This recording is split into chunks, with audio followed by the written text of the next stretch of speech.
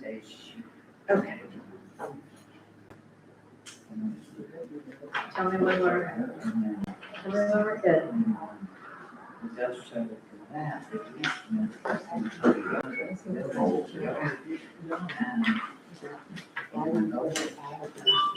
And I was not happy about that. And so the case wanted to dog yards and animals. She got it. We good? We're good, Pat. Pam, we good? And I could I'm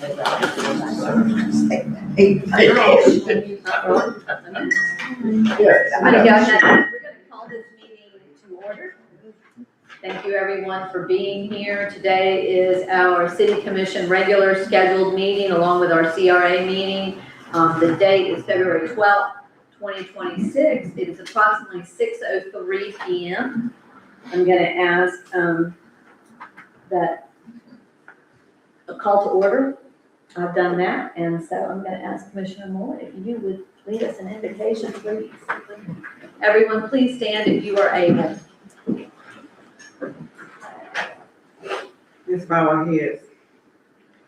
Dear Heavenly Father, once again, we're here. We thank you for allowing us to come together one more time. We ask that you bless us and keep us. We thank you for your mercy. We thank you for how you watch over us all night long. We kept us safe from all harm and danger, seen and unseen.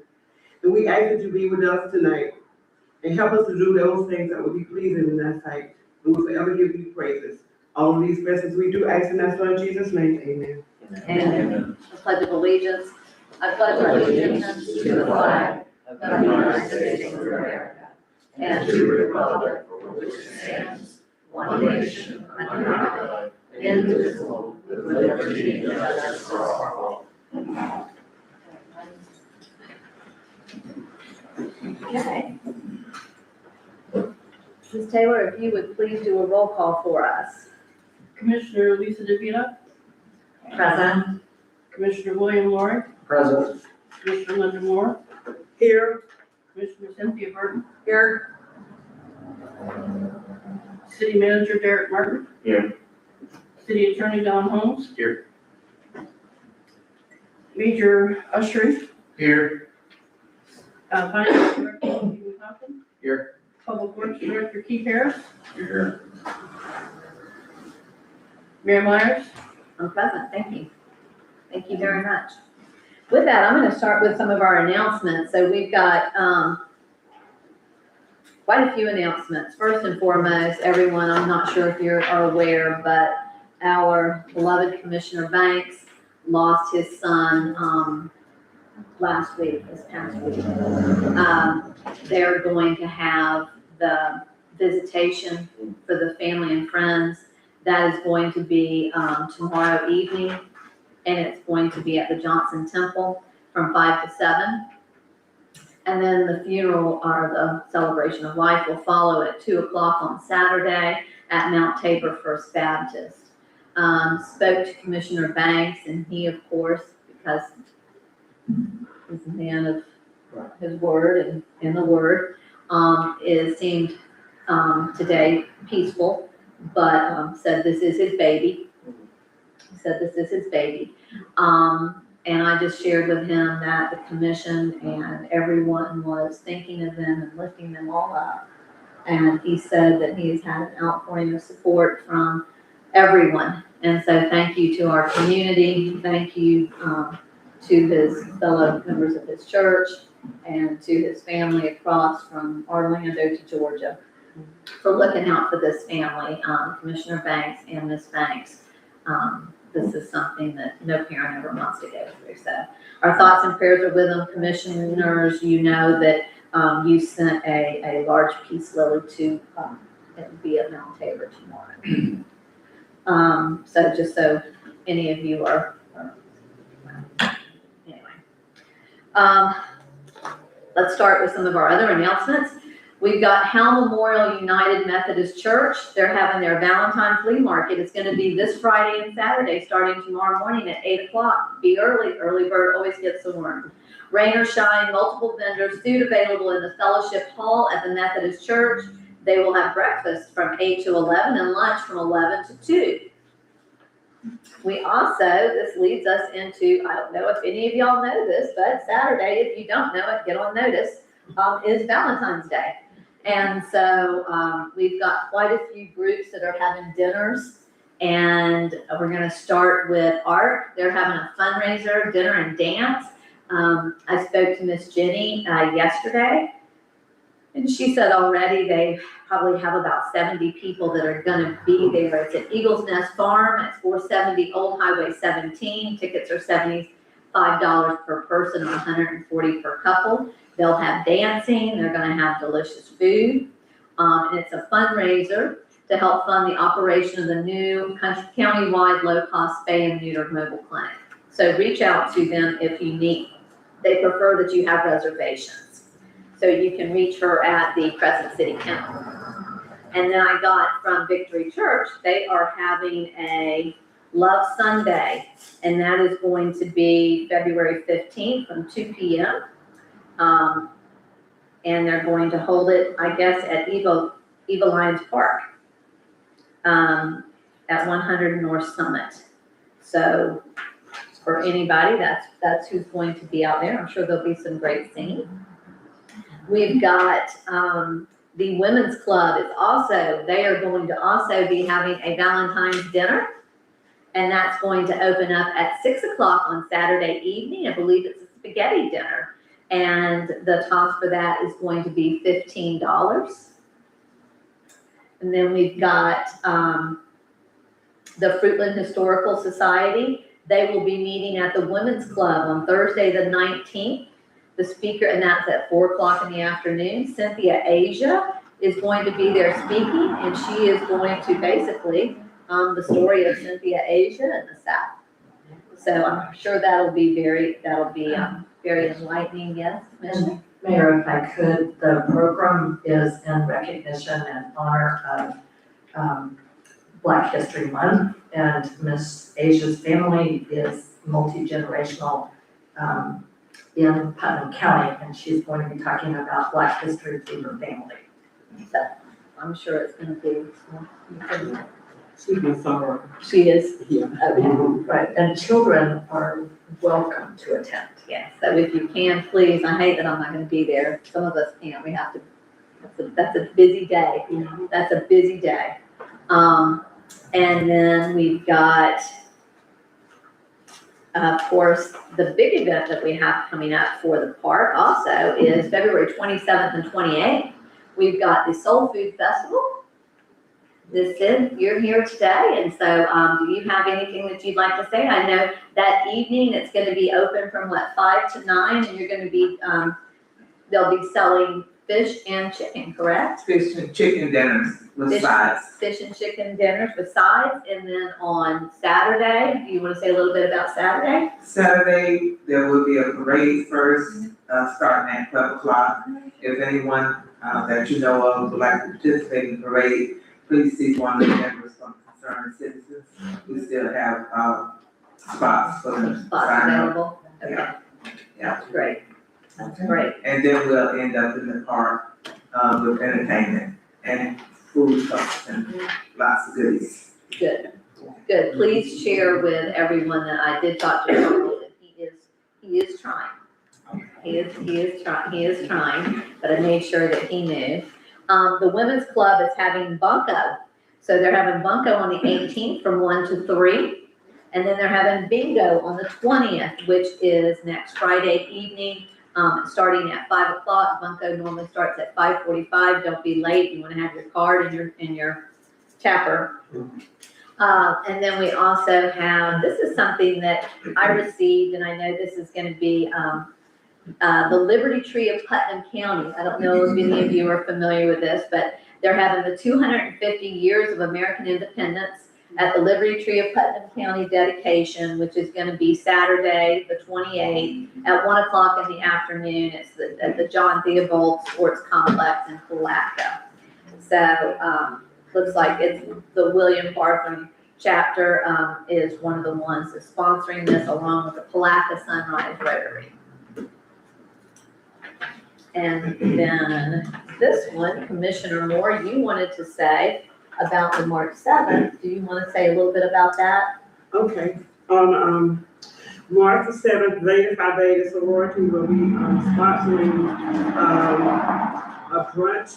And we sponsor it every year where we, raise money for scholarships that we give to students in all the schools here.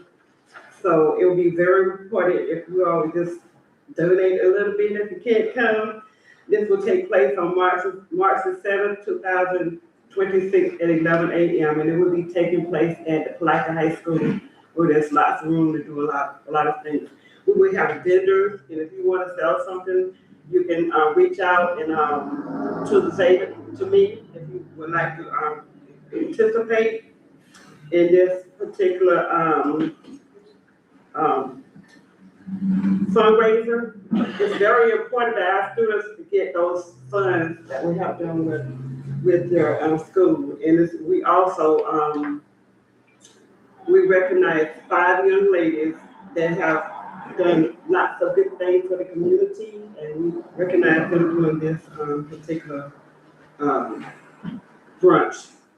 So if you're not doing anything on Saturday, March the 7th, please come like high school at 11 a.m. You will enjoy yourself, because there's lots of stuff there. Thank you. The tickets, I do have tickets. At 11 a.m. to 11. what time? So whenever, I think it's about 3 hours, something like that. So you can shop, there's different. So you have tickets for that too? Yes, I do. And you have tickets to the Soul For the Food? Soul Food Festival. Okay, $15 ticket. Look, you can't get dinner for $15. you can't, not anymore, you No, can't. you can't. So If you everybody, need a ticket, come see me, I'm here. everybody see Thank Commissioner you so Moore if you much. need a ticket. So I want to bring to the commission's attention and to the community, this was shared with me, that Thunder Roads of Florida, that they did a whole one-page spread on the Crescent City Bike Fest 2025 and the success of that. So someone shared that with me and asked that I just share with the commission. So if anybody wants to see that, that was a great event for the city. So with that, if we have no other announcements, I'm going to go ahead and we're going to move on to our approval of minutes. Commissioners, you have before you the minutes for December 11th, 2025, the special meeting that we had on January 6th, 2026, the city commission regular meeting on January 8th, and the special meeting we had on February 5th of 2026. I believe we had some recommended changes that came in from Commissioner DeVito. I don't know, this came in this afternoon, if anyone has had an opportunity to look these over. So if anyone has any other changes, or if we can entertain a motion. Mayor, there might be a couple that I had raised a question. There's a couple that I'm not 100% sure about. You want me to identify those? I mean, some of them are I will typos. comment that, yes, there is a page missing in the first Right. 7 minutes or mine. Well, right, that's one, on the, my documents are printed, but when I went online, to look at the minutes, in the online agenda packet, the first page did not get in. And one request I have of the city manager is that when minutes are prepared, they have the date and page numbers on them. Because otherwise, I'm not sure how you know where you are. And I was looking at some old minutes, and I think Mr. Kennedy used to do them that way. So, but anyway, I did not have any changes on the first page. I'm not gonna go through, we don't have time to go through these page by page. And, I've also, commissioners, we're gonna go back to this a little bit. I hate to bring this up, but I'm going to, and I made a copy about minutes and what minutes should be. You're welcome to a copy of this from Robert's Rules, but I've been going through minutes just recently, and a lot of the minutes in the past have been one page. maybe 2 pages. Basically, it's the actions that are taken. And I caution everyone again that when we make changes, that we should be, especially if we're trying to do verbatim for what someone has said, that if, that we have a recording that will do that. We have video that you can grab from also, but I know my memory is not what it used to be. And while I think that somebody might have said something, it's important that, those are checked. So, but if you're saying there's a page missing from this first 7 minutes, Yes, so does somebody want to make a motion to table these until the next meeting? I'll entertain that. I move that we table these 4 sets of minutes until our next meeting. Why? Okay, It's Mayor. missing page, Listing page. so for everyone to review. Yes, Commissioner DeVito. So that's the December 11th set that's missing the first page of the December 11th set. But, I'm not, Mayor, are you still? Sorry. Yes. Okay. I have listened very carefully to the, in the League of Cities webinars, and regardless of Robert's rules are a guideline, but they don't necessarily cover all the situations of every kind of organization. Robert's rules were originally generated for bodies like Congress, and if you'll notice in Robert's rules, it says you're supposed to stand when you speak. We don't stand when we I speak. understand that. There's a lot of things we don't follow in Robert's rules, So, but we can refer to them. Right, we refer to them, but the recommendation in League of Cities seminars by the attorney who does them is that your minutes should be an accurate reflection. Well, they should be a reflection of what happened, so that when you go back and look at them, you have a good idea of what you did and why. But also, they should be accurate. You said that yourself. I have. So in the December 11th minutes, one of the things I noted was where it should say Scrivener, it It's says, spelled incorrectly. it's spelled a word that's not Scrivener. And then I had a question. Okay, I had a question on page 10. There's 2 paragraphs where it's written out what someone said, but it doesn't say who said it. Like the first paragraph has something that our city manager said. The second paragraph, I think, was the mayor, not Mr. Martin. Third paragraph is the clerk responding. And the fourth paragraph, I think, is the mayor. It doesn't, if you don't indicate who said something, So the- again, the minutes don't make any sense. And as well, I wanted to bring to your attention, under additional business, I think that was where Commissioner Lori requested permission to participate individually in county discussions regarding the Miller property purchase. It says permission was granted, but did we vote? No. So I think maybe that should be, there was no objection. Because, okay, so again, rather than us labor through these minutes, which we do, we labor through minutes. I've never been in meetings that labor over minutes the way we This do. is the only meeting I've been at that does this. So okay, my recommendation is that you, whoever has these changes, please get with the clerk prior to the meeting and make sure that they are clarified, because us sitting here thinking that somebody has said something and we don't know for, if it's factual or not, that gets us nowhere other than discussing it. So if you want to table those minutes, send them back to the clerk, get with the clerk with those changes that you have, we can do that. okay. So are you gonna table all of the minutes? Now, right now, we're tabling, I'm asking if y'all want to table December 11th. Okay, I that's move, what I wanna make sure. yeah, I move that we table the minutes from December 11th, 2025 for the regular meeting. Okay, do I have a second? I'll second that.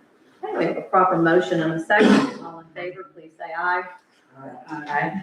Opposed, nay. Okay, so tabled. Okay, we're gonna move on to the next set of minutes, and that's January 6th, 2026. Commissioners?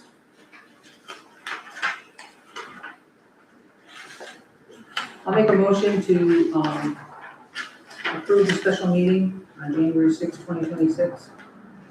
I'll second that. Okay, we have a proper motion and a second. Do we have, any discussion?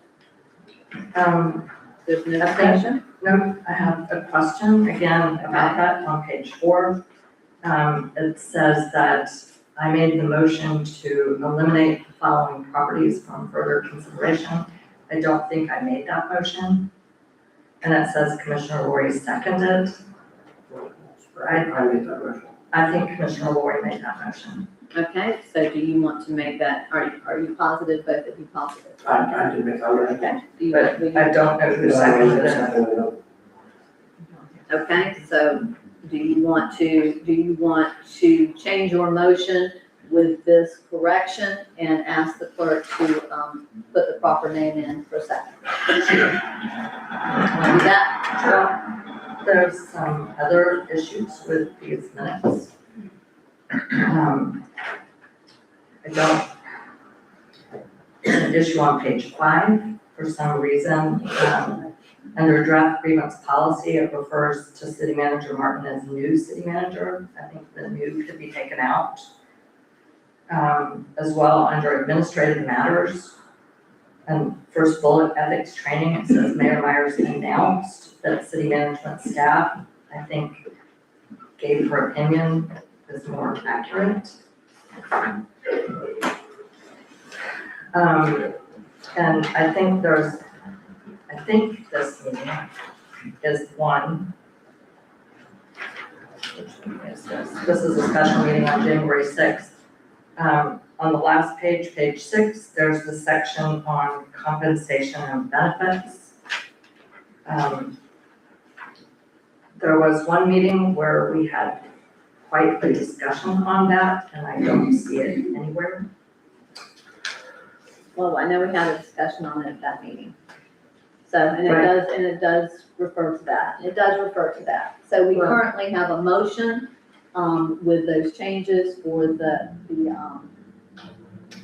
one that made the motion and the second, correct? That's correct. That's what your motion is? Yep. And we have a proper second. Do we have anything else, commissioners? Was that the meeting where you specifically spoke to the city ordinance and the attorney general's opinion and other documents about paying benefits It says for that. commissioners? It says that, doesn't it? No. Then that was what I added, is that? I don't know. I don't know. And Okay. again, that's what I'm saying. Right, Is but, we're going based on what you think, and that's what you said several times, that we're Right. going based on what you think, and minutes should never be based on us making changes without them being factual. okay, so my concern is that nowhere in any of these sets of minutes where we talk about compensation and benefits, does it include the main points that were actually discussed? There's a very abbreviated reference, and nowhere does it speak to the prior ordinances, the attorney general's opinion, and the other documents that, Well, we made We're those discussing. decision, that was just a discussion. So there was really no action taken, it was just a discussion. I recall when we first brought it up at the special meeting. Yeah. And then it says, there's a paragraph here at the end of the next regular meeting that we talked about further. It actually references the ordinance from 1999. So that was when we had a longer Yes. discussion. And in this one, I think this is It the was just one where restarted, we, compensation and benefits, city manager Martin stated he would research the historical basis. So again, I've got a proper motion and a second, I'm gonna go ahead and, all in favor, please say aye. Aye. Opposed? Nay. Okay. So approved. Let's move on to the next one. We've got January 8th, 2026. That's our regular meeting that we had in January. Yes, I will move that we approve these with changes. Now, is this, That's correct. wait a minute, is this a regular meeting? Yep, this is the regular meeting. We've got, so what you've recommended is that Brendan, please insert his last name. So you've Yes. asked to have his last name inserted. At the bottom of page 2, after the bullet points, key findings, insert the paragraph. There were 2 material weaknesses. I don't know that that's necessary, but that's up to the commission whether or not you want that. She's asked that we input in there were 2 material weaknesses and 2 significant deficiencies. Some were repeat findings from prior years, also some findings from prior years did not repeat. I think all you would have to say is basically refer to the audit, if that's a concern that you have. But that's up to whoever makes the motion. On page 3, the second paragraph after Commissioner DeVito, you asked to delete the word questioned and replace with asked about. Yes. Right, because I wasn't questioning it, I was asking about it, I wasn't questioning your judgment. Okay, That that's an interpretation. I know, Then, but do we that have was a development my agreement with question. Mr. Griffey, or is it a memorandum of understanding with the owner of China Want Property and potential purchaser, Mr. Griffey, under business items? So if any of y'all had a chance to look over these, you put in there that he was trying to purchase. I don't know, again, if motion for tree trimming assessment, insert the word heritage before the word trees. Second line after the word trimming, insert the word so that a qualified arborist could be sought to do the work and cost could be determined. Is that a motion? Again, I'm going to say that these are recommendations without us actually, somebody sitting down and comparing them to the text. So commissioners, what would you like to do with these? She made a motion. She made a motion. Do we have a second? No, it was a second. Okay. I'll second that. Okay, we have a proper motion and a second. And yours included the changes, correct? Correct. Even though they might not be correct? No, I think they're correct. And do we have a development agreement with Mr. Griffey? I thought we referred to it in the motion as memorandum of understanding. That's what it is. Well, I'm just saying, as long as they're correct. These are going in there. So all in favor, please say aye. Aye. Opposed, nay. Okay, so approved. We're gonna move on to the special meeting that we had on February 5th of 2026. I'll entertain a motion. Right, I move that we approve the minutes from the special meeting of February 5th, 2026 with the following changes. And the first one on page 1 is very important. Under number 1, call to order and opening procedures. And I did not put these in advance, but the very last line of that first paragraph says Commissioners DeVito and Moore retrieved their packets from the office.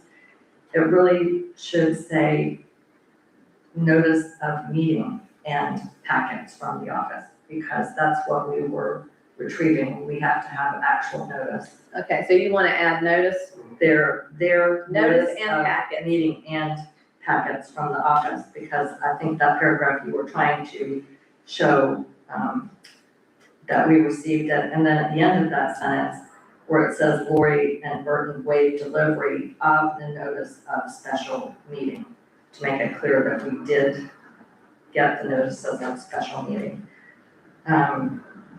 Okay, And then on page 2, very last paragraph,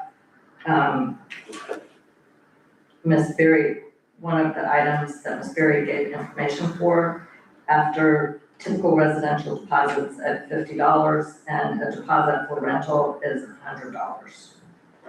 That was part of her information. And then on page 3, there was a motion to authorize customer. I don't understand. What do you want to change on that? On customer payment plan discussion. Director Barry, explain Right. that deposits range from 10 for long-term residential customers to 100 for commercial accounts. with typical residential deposits at $50. Yes, so what do you wanna change? And she also said a deposit for rental is $100. That's what she said. So you want to add deposits for For rental rentals, as for well. renters? Okay. Yes, for renters is 100. And then on page 3, under motions and votes, the motion to authorize customer notification letter.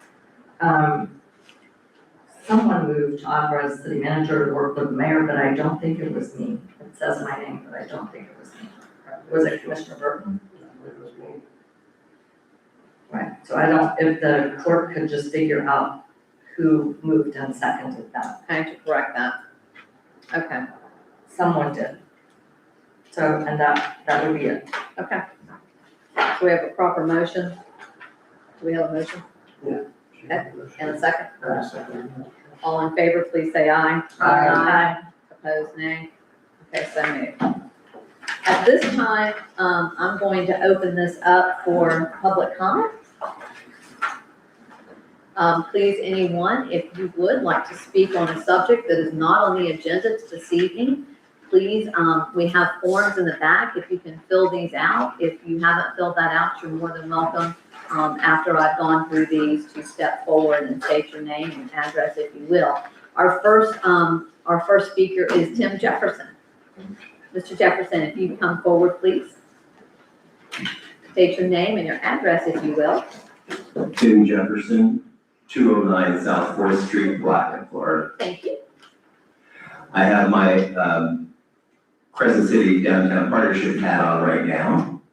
And I just wanted to see if we could make a date for a workshop that we had discussed in August and then December also, about getting some of our board members and some of the commissioners together to kind of get a clearer vision on what the expectations of the partnership are.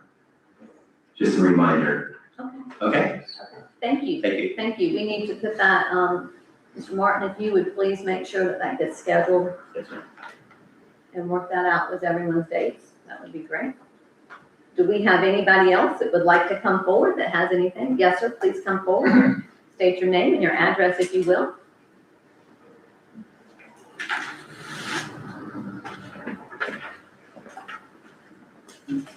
Good evening, Mayor and Commissioners. My name is Dan Dodge, and I'm at 218 South Main Street.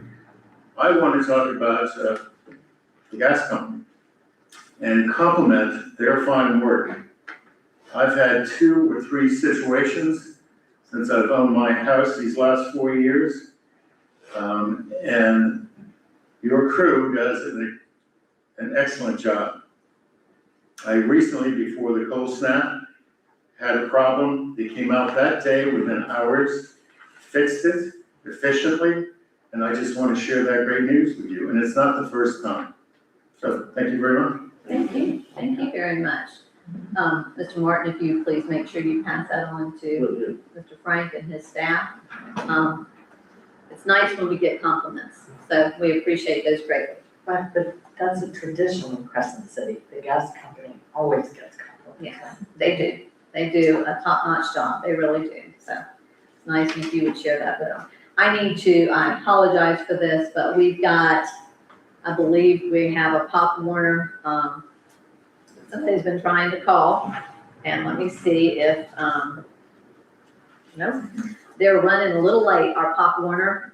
So, if that's okay. Is it Pop Warner? Not Pop Warner, I apologize. It's our, youth raiders, yes. I just wanted to correct that. Thank you very much. I don't know why I have that as a Pop Warner, but it's our football players. And so we've got some of them that are running a little late. We're gonna recognize them tonight, as they should be recognized. So if we can, commissioners, if we have nobody else with public comment, anybody else with public comment? Okay. I'm gonna close public comment. And I'm gonna let them get settled, and we're gonna go through, if everyone is okay, we're gonna start with, Major Osprey. Hello, welcome. I apologize, I had a little difficulty working the machinery today, so I'm gonna have to step away, step back over and talk about some of the slides I'm going through. Go get it. Sir? Give it a drive, so you can just talk. Absolutely. I'll do it. Thank you so much.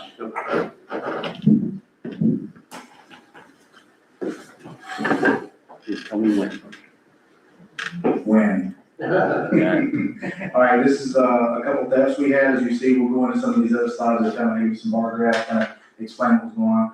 As you know, last month we had some, I would say a lot of thefts, but we had some thefts last month as well. So I'll talk a little bit more about this, but I'll talk about what happened last month here. At 302, put that in the last one. Sorry. 302 Palmetto Avenue, we had a theft. It was closed by arrest. Mr. Kyle Bumgardner was arrested for burglary, grand theft, and dealing in stolen property. And we'll talk about Mr. Bumgardner a little bit more. The second we had was a vehicle that was left unlocked, along with some change was taken from inside the vehicle. We'll go to the next one. This is our traffic activity where we had Summit and Magnolia. Vehicle was hitting from behind. The driver of that car wasn't paying attention and basically we were in collision. Second was at West Grand Rondo. Vehicle left the roadway and struck a tree. Kind of self-explanatory. Vernon and Summit, rear-end collision, intersection, vehicle again waiting on to turn on the Summit Street, was rear-ended again, distracted driver not paying attention. Summit and Junction, vehicle leaving Junction Road, turned the path of the vehicle traveling south on Summit Street. So again, people not paying attention, pulling out in front of people, not paying attention to people stopping in front of them. So no major injuries to report as a result of this accident. Here's your general activities. You have 277 calls for service, 62 of those were traffic stops, 4 traffic accidents, 19 total reports, 10 total arrests, and 4 warrant affidavits were sent to the state attorney's office. Next slide, please. This kind of shows your crimes from last month. This is a 6-month crimes comparison. So that shows you last month we had 5, this month we had 2. I will say that the majority of this was Mr. Kyle Bumgardner, and there was also a gentleman, I don't have his name right now, that was found stealing lumber from Ace Hardware, 70 years old, climbing the fence and throwing wood lumber back over the fence, and he was ultimately arrested. But Mr. Kyle Bumgardner, I will say, is probably responsible for about 90% of these crimes that we had in Crescent City, and I believe there's probably going to be some more to come as people have residents here that they're away from right now, and they could possibly come back to. We recovered several items that we believe are stolen. Again, we don't know where they came from until people come home and figure out where this stuff was taken from. So he is in jail right now on multiple charges. That wasn't just the only one. We ended up linking him to several other crimes, some that he admitted to, some that he has the property in his possession. Any questions on those? Mayor, yeah. So, the gentleman who was arrested, is he a local resident? Yes, ma'am. He and his girlfriend stayed off of Palmetto. Eucalyptus, off of Eucalyptus Street, right there on the corner. You're probably familiar. He was one of our troublemakers in the city, and we've been after him for quite some time. And we were, I guess karma caught up with him, and we were able to get a good catch there. We're working, sorry. I was just gonna say, they're pretty easy to pick out, and you can see where the sheriff had a lot to go through. Yeah, he had a lot of stuff there. Some that was probably stuff that was thrown away. He was claiming that a lot of it was what he picked up off the side of the road. That's perfectly fine, but a lot of this was not what he picked up off the side of the road that he was trying to sell there in the front yard. I think that's again, that's pretty. I mean, I live right there on, North Prospect, and all night long, on the camera, my neighbor's cameras, he's up and down, so.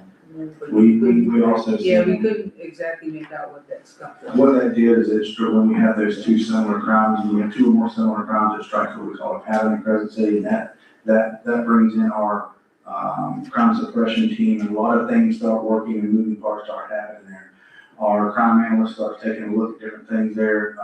You've probably seen a lot of big presence in Crescent City, especially when you see the number of arrests that were there. I didn't calculate suspicious persons being checked out, but all that stuff we started seeing a lot more of that when we done that, what we're calling a pattern area. So there's a lot of moving parts that started happening. We knew who our battle was right off the bat. I'll tell you that many times. When we see things start happening, we already know who did it, but it's just a matter of time before we can catch them.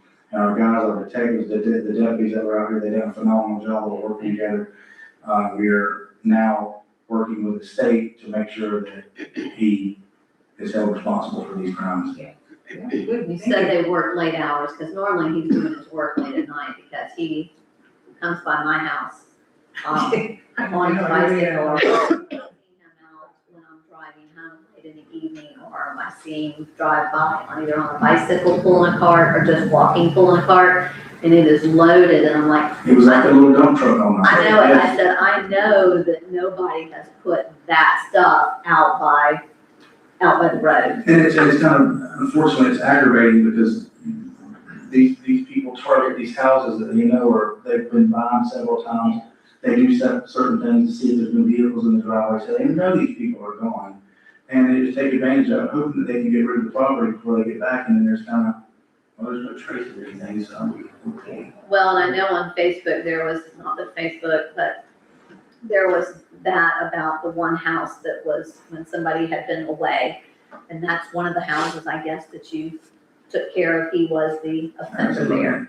So, anyway, thank y'all for doing that and taking care of that. That's a relief to everyone and everybody, just again, just be cautious, you know. Because it's much quieter now. Like I said, Crescent City is an amazing place because when something happens, we know who's out of jail, we know what's going on, and you have a select few people that you start looking at, and that's one, I would say 100% of the time, that's 99% of the time, who is responsible for these. And that's just a good working relationship with my guys and all the people in the community. And also the community coming together saying, hey, when I have a mayor calling me at 10 o'clock at night saying, hey, so-and-so out of jail, we got to get out of jail, we're watching. So, it's, Sorry about that. And you answer, and you do answer. The wreck that was down here at Junction and Summit, I came up on it that night, and they are very, they should be very blessed that nobody was hurt in that accident. Because obviously it was looked a lot worse than it was, Right. but again, that's a bad, and that's come up before, and so we really need to talk to DOT if we can do something there, because that is a dangerous intersection. Absolutely. So just take caution when you're driving there. Any other questions for the major? Okay. Major, thank you very much. Thank you. We appreciate you. I'm gonna ask at this time, do we have everybody? Or are we still waiting on some people? Waiting on one more person. One more person, okay. You just you give me a heads up, okay? Okay. So with that, let's go ahead and if it's okay with everyone, I'm gonna close out this, I'm gonna recess this meeting at this time, and we're gonna open up our CRA. And the time is approximately 6:47. Thank you, Madam Mayor.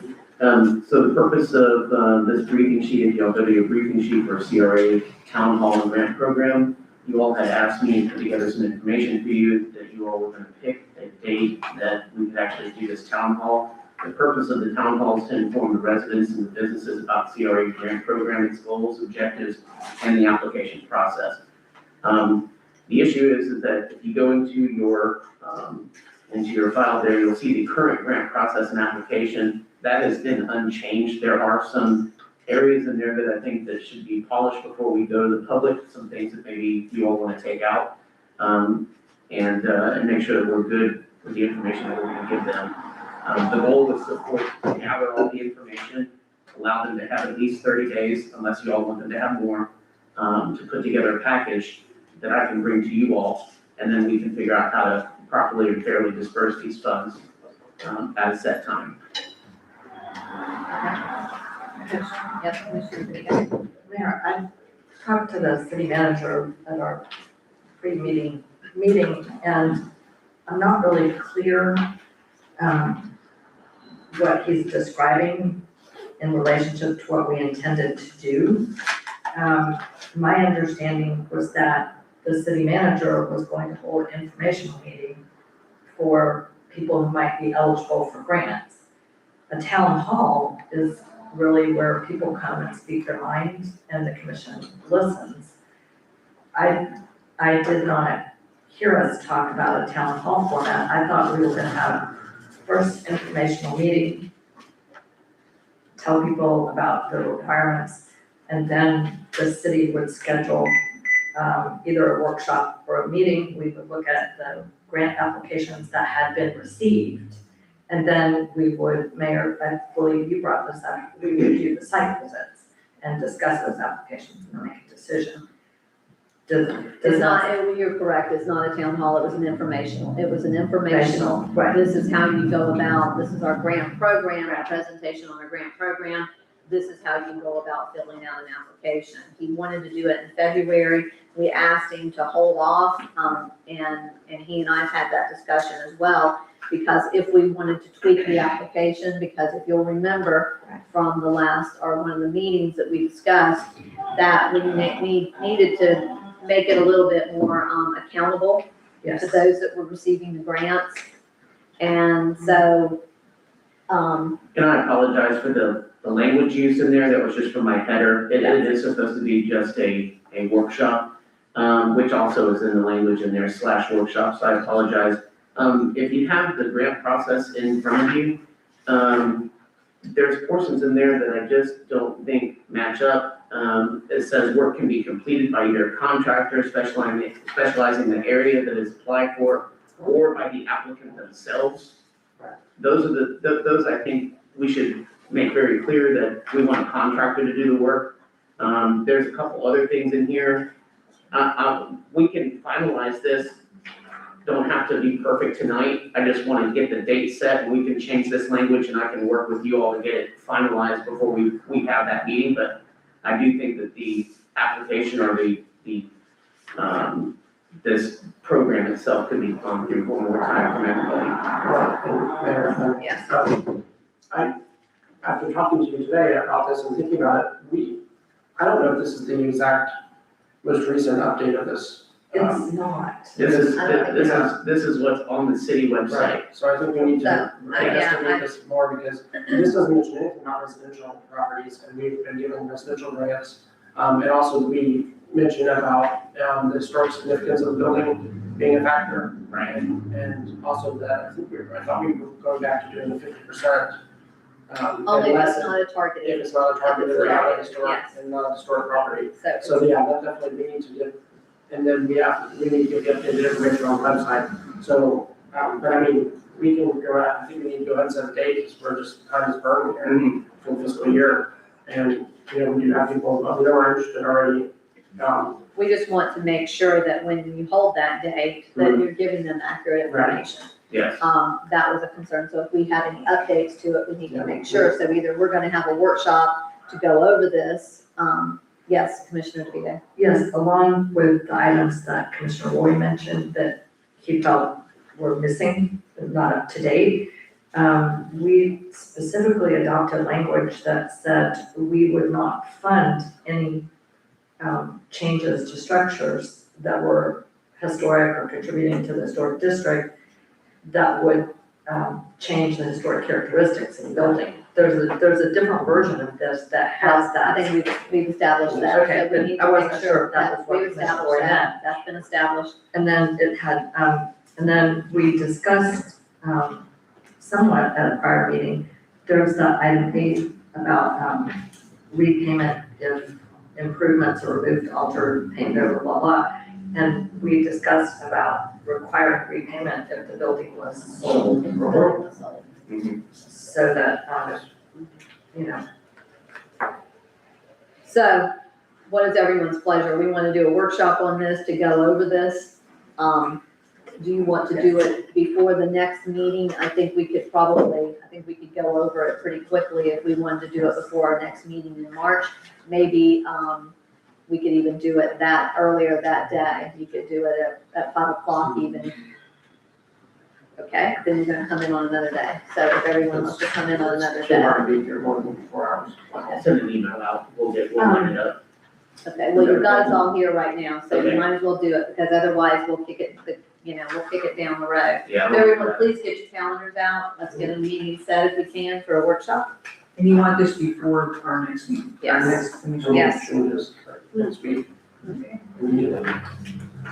Um, And we can do a few workshops at the same time. but I didn't hear that. I said, I think we should probably do this immediately, right, like next week, next Wednesday. I'm not gonna be you won't be here next week, Next Wednesday. here, correct? okay? Will you be here on, I will not be here I'm not available 16th, 17th, or 18th, the 19th. No one's available. The partnership is, well, no one's available. No one's available the 19th. 19th and the 20th, so you would be looking at the 18th, so then let's go to the next week. Where are we on the 25th? Where's everyone on Wednesday, the 25th? I don't know, I have something on Wednesday, the 25th, but I don't know what it is. Okay, you have something on your calendar. Where are we on the 26th? I know there's a tea, and I should have announced that. There is a tea at the partnership, at 4 o'clock. So I've got, We're only down to all of March. yeah, Interesting. I can do it earlier on Thursday. yeah, that's what I'm saying. So if we could do it at 1 o'clock, is everybody good at 1 o'clock on Thursday, the 26th? And for right now, something will come up, but I mean, that's like into the future. Okay, so let's go ahead and set that. If you'll get that notice for us, please, Mr. Martin. 26th. Yes, That's special meeting or workshop? it's gonna be a workshop.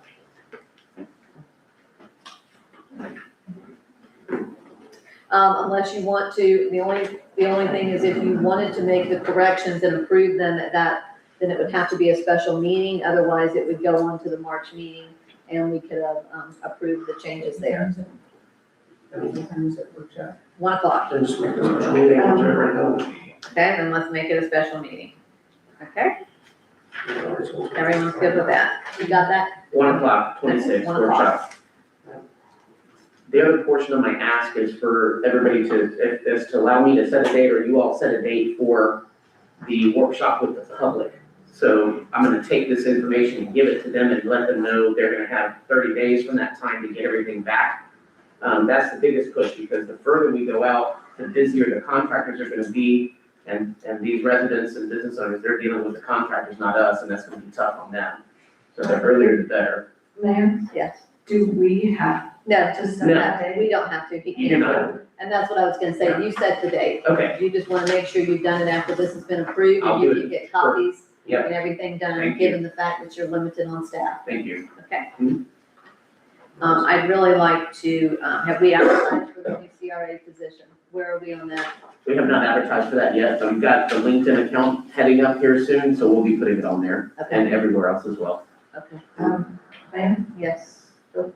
if I remember correctly, the last time we talked about this was my understanding the city manager was going to update the job description for the CRA manager and share that with us so that we could discuss whatever that position might need to be.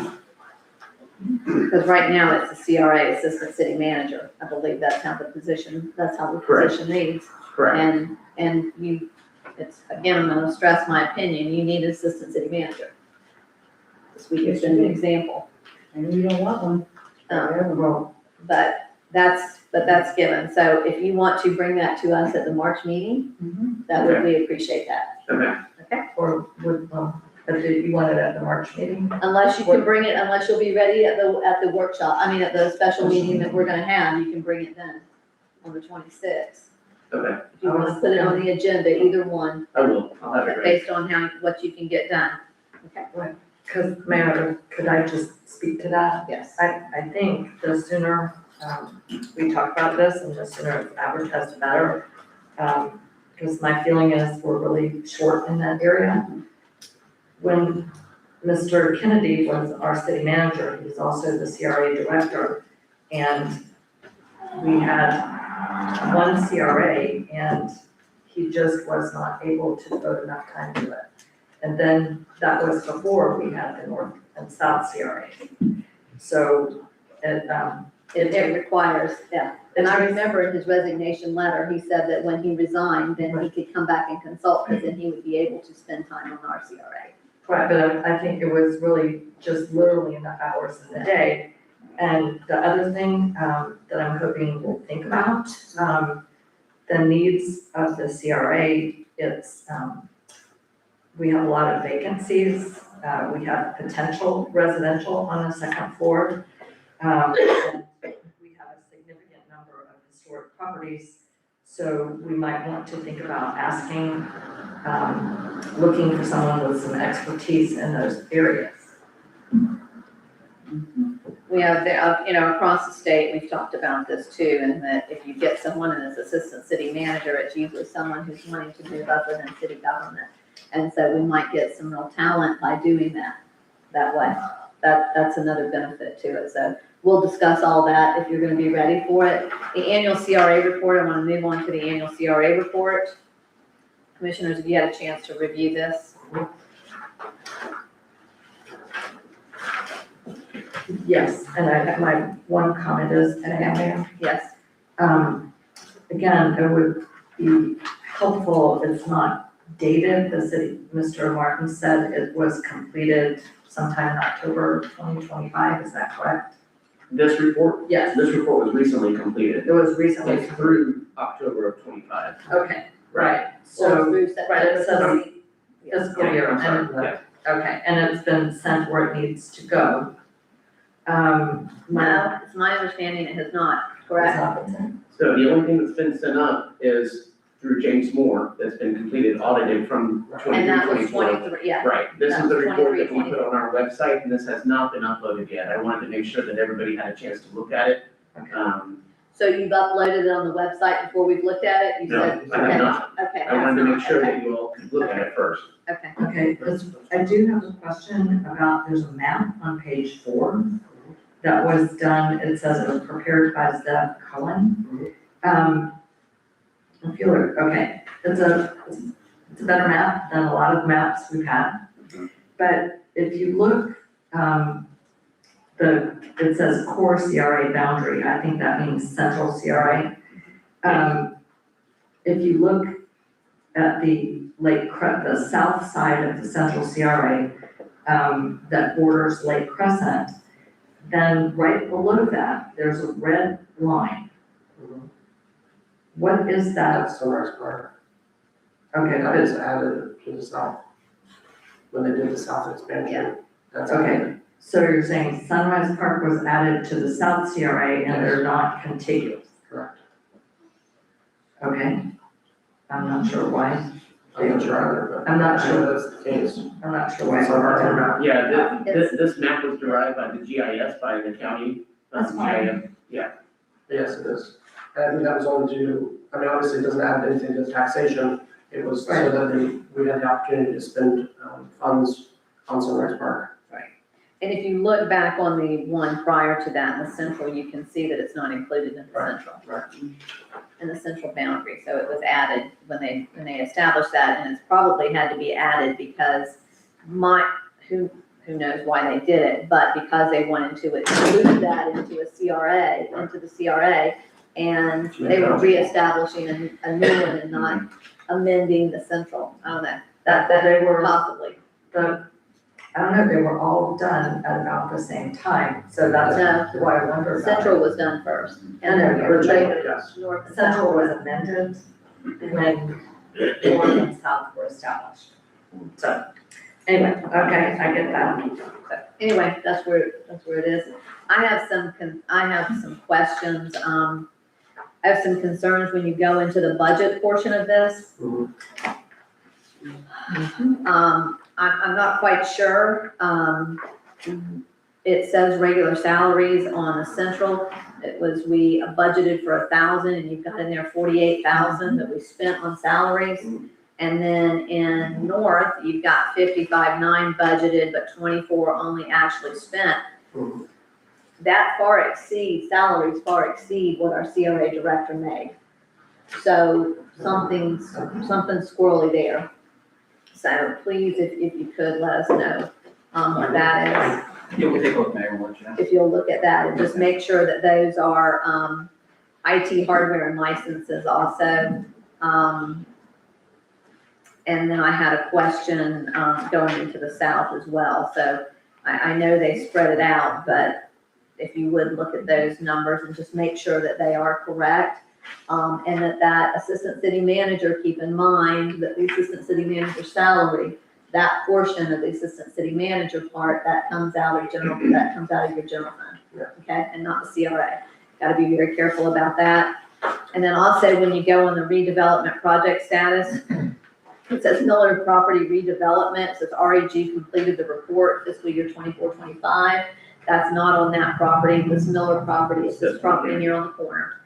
So we need to, delete that. But Mayor, what page are you on? On page 7. Page 7. Okay, and what are you deleting? Well, if REG completed report fiscal year 24-25 on the Miller property redevelopment, it's not, that's, this is the old Miller property, Yeah. we call it Market Square now, Yeah. but that's what it was referred to, and that's not what REG completed the report on, it was on the old Miller Middle School. Right? It will get updated. Okay, Thank you. does anybody have anything else on that? Oh, I didn't see, no, but, I do have just a couple of comments Okay. on what was reported. And, yeah, I had the same question you did about the salaries. What is concerning me, hold on, where is it? I'm trying to find the page where it shows the tip increase. No, that's on page 11. Okay, sorry. Okay, thank you, Mr. Boyd. So if you look on page 11 at the financial report for the central CRA, it shows taxable real property value, as certified in 1995 was $7.4 million. And then the final taxable real property value, in 2025 is 18.1 million. That's our oldest CRA. That is a 30-year span. And actually, if you convert the 1995 taxable real property value to, like, you account for inflation, it would have been 15 million. So some of that TIF increase is just the passage of time and inflation. And I think to be realistic, we need to take into account that we still have tremendous vacancies there. And we really don't have any more businesses than we have pretty much. We've kind of pulled it even to where we were before COVID. And as well, it's a little bit concerning when you go back to our expenditures, we have allocated for a couple of years funds for residential improvements in north, south, and central, and particularly, we haven't really spent anything on buildings in north and south. So my concern, when we do hire a CRA manager, is that we get someone who really has expertise in these areas, who can help move this forward. But there's no problem with the numbers, right? No, I went down that. Yeah, I didn't know what we're. So I think as we go forward, and we'll have that discussion when we're talking about that. Does anybody have any more comments on this? So, I have one more comment before we go any further. I went ahead because I am tired of, and we pick everything down the road and we've allotted money for this. And as we drive in and out of Crescent City, we have no sign and we look sloppy. And if we don't take pride in ourselves, how do we expect our residents to take pride in us and their properties? And so I reached out to Dave Thompson Trends. I've been traveling because I've traveled the state, I've looked at signs, how we could do this a little more economically. And so this is just something that when we come back, if you want to either at our special meeting or on the March, we can agenda it for the March. He gave us several versions. It's very similar, only much larger than the signs that we have at our parks right now. And we would do 2 black poles, holding them up with caps on those, nice decorative caps. And these would be bordered in probably a black wood. So you would have a border around those. This he can do each one of these individually. We need 3 of these for approximately $550 a piece, plus the poles and the installation. So just something for y'all to think about and look at which one. What material is this? This is the same version. Actually, this is a much stronger version than what we have in our parks right now. They've come out with a new material, and he said it will stand up for quite a few years. He said it'll stand up for quite a few years and should be fine. He would just recommend that if you do put a wood border around it, to trim it out, that, you know, every year or every 18 months that you go in and just kind of make sure that it's been taken care of, because that will weather. Yeah. And of course, and wash it. Maybe we should wash signs every once in a while. Yeah, I mean, that'd be nice. So, I just wonder what the material was. Is it? I can get it for you. I was just wondering, yeah. It's similar to the signs that we already have. So anyway, I think we need to do this. That's part of this, is that we were supposed to do something that's in our plan. And also, Mr. Martin, please on our sign out here, give us a recommendation if you would. I know you're working on We're waiting that. on a couple If quotes you right can now. bring it to the March meeting, we That's appreciate that. Everyone good with that? We definitely, I mean, all the small communities around us have really nice signs, and we don't. And So thank you for visiting, or you came putting it on the back side of it, so that when you're leaving. Yep. yeah, so it's front and back. So it'll be a front and back sign. Okay, well, then the curve won't be the same. Because we're gonna have Well, that. I know, he's just trying to give you an example, Okay. so Because that if you we put the know. curve, the opposite might not be fine. It says thank you for visiting, the Yes. curve is down, then that would match up. He was just trying to give us some examples of the print, so he used that, so. Anyway, okay. Do we have anything else? Yes, Commissioner DeVito.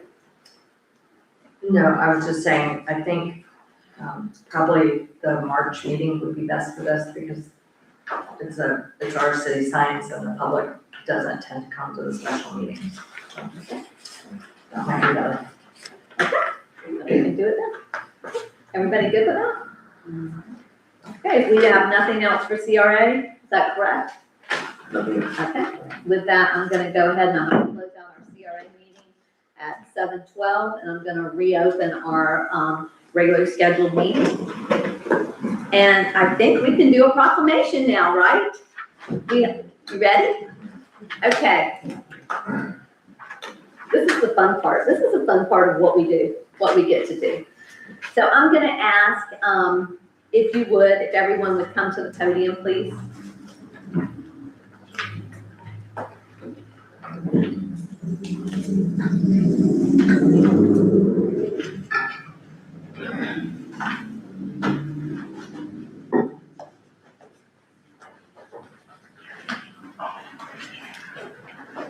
It's a late night, it's a school night, so I know that, you can stand right there, that would be great. We have our coaches, we have everybody involved. Yes, ma'am. Okay, I'm gonna go ahead and I'm gonna read this if I can, everyone, and then we'll vote on it and, have a presentation, and then we'd love to hear from you, Okay. okay? Yes, ma'am. So this is the City of Crescent City, Florida Proclamation 2026-01. You're the first one for this year. All right. All right. Honoring the Crescent City Raiders youth football team. And whereas the Crescent City Raiders youth Mid-Florida football team represents the heart, the determination, and the resilience of the Crescent City community.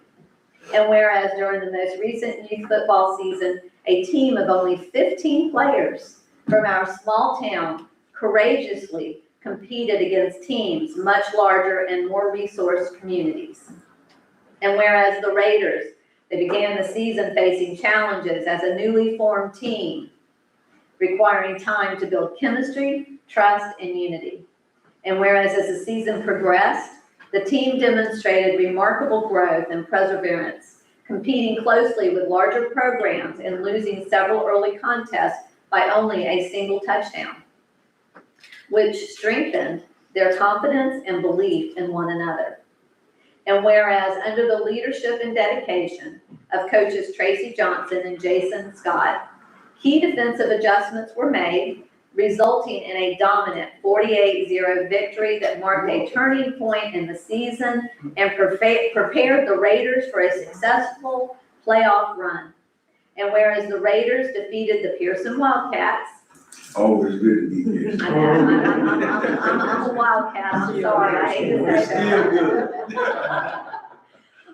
One of their most storied rivals in the first round of the playoffs, showcasing a dominant defense and a high-powered offense led by James Scott, Tracy Johnson, and Kobe Kennedy, who collectively helped the team average more than 35 points per game. And whereas the Raiders continued their playoff success with a victory over Mulberry, earning a place in the Super Bowl showdown game against Winter Haven.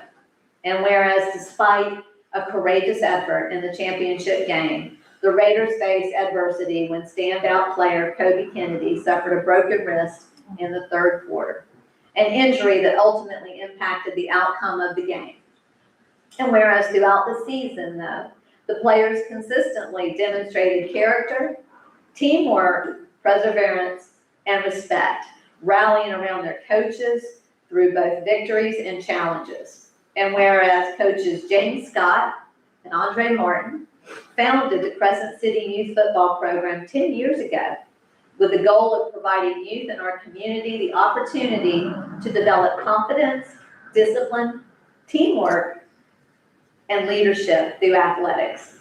And the success of this program is made possible through the unwavering commitment of coaches, parents, and volunteers who generously contribute their time, energy, and personal financial resources. And whereas the Crescent City Raiders youth football team stands as a testament to the belief that the youth of Crescent City possesses talent equal to that found in larger communities when given support, encouragement, and opportunity. And whereas although the Raiders did not prevail in the Super Bowl, their accomplishments, growth, and determination during the season are worthy of recognition and celebration as they enter the next season. They are so hungry for success and supported by a proud community. Now, therefore, I, Michelle Myers, Mayor of the City of Crescent City, together with the members of the City Commission, my fellow members, hereby recognize and congratulate the Crescent City Raiders youth football team, along with their coaches and parents, for a season well done and for their positive impact on their peers, our youth, and the community of Crescent City. Further, the City Commission of the City of Crescent City encourages continued community support to ensure this program grows, flourishes, and continues shaping confident, respectful, and successful young leaders for years to come. A job well done.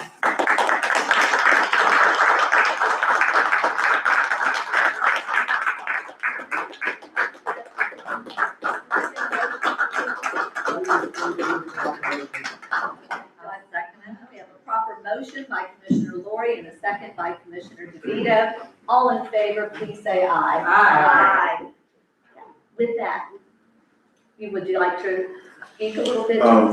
We just want to say thank you. This is James. You Yeah, introduce James Scott. I'm the James head Scott, coach of for those of the you who don't know. TV team. Yes, ma'am. We just want to say thank you, first to Ms. Myers, for, helping us with the lights, giving us a, place to practice. And we just, thank the community. Every time we went up to play games, we represent Crescent City with dignity and respect. We didn't get caught up in the hoopla. But our young men really practiced hard. Our parents came out. We traveled over 1,800 miles.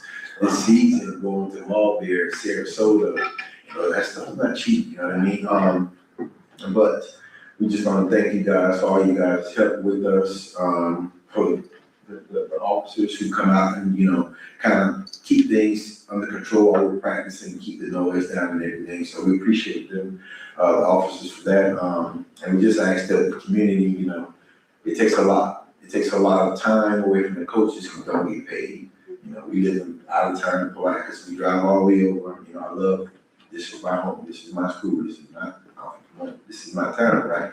So we just ask that, you guys see us out there trying to raise money, just kind of help us out a little bit, because all this stuff is very costly. But we do thank you, and we really appreciate you guys.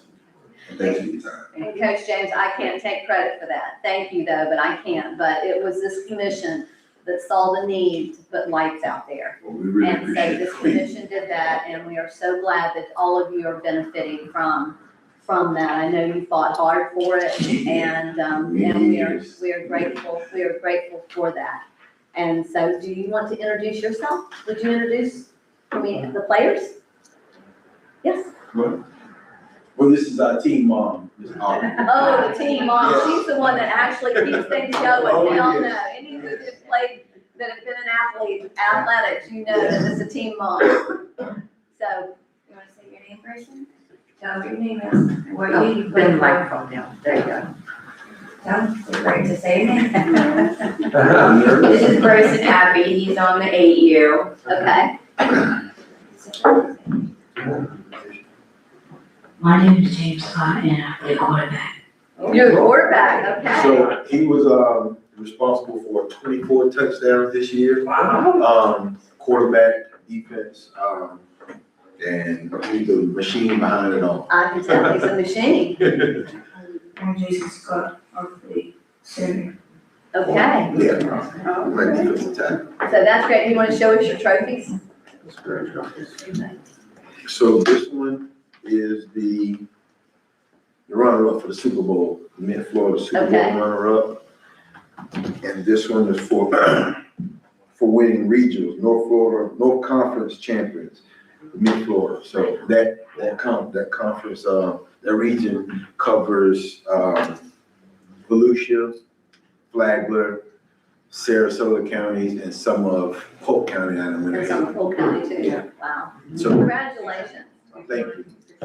Yeah, we're gonna take a picture. Yes. And gentlemen, I want to say to you too, and commissioners, if y'all want to have anything you'd like to say, you are the leaders with your peers, okay? Just always remember that what you've done is you stepped up and you did this, and be very proud of it, and you are leaders, and all of your peers are looking up to you.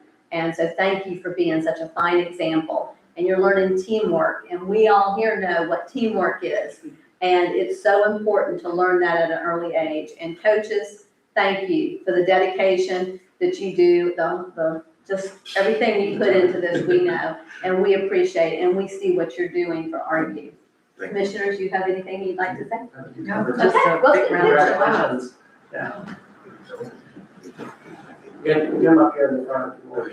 Let's get you get your trophies. Get your trophies, yeah. Coach, you wanna hold that? That's your proclamation, and then I've got copies for everybody. So if you would make sure that all the team members get a copy of it. Yes, indeed. Let's get in here with the commissioners. There you go.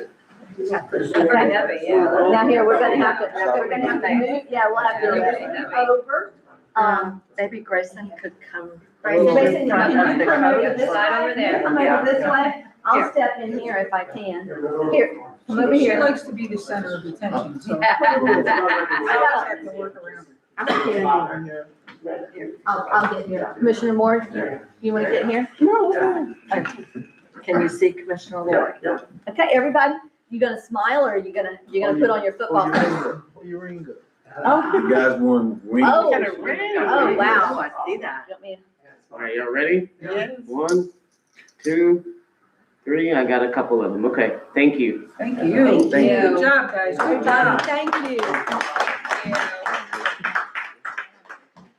I know the season's kicking off. Coming up real soon here in March. Okay. Spring, yes, ma'am. Good luck. And thank you for coming tonight. Move up to the bird.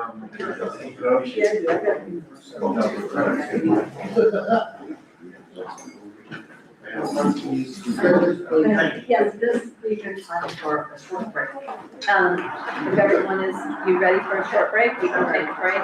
Okay. Let's take a 5-minute recess. We'll take a 5-minute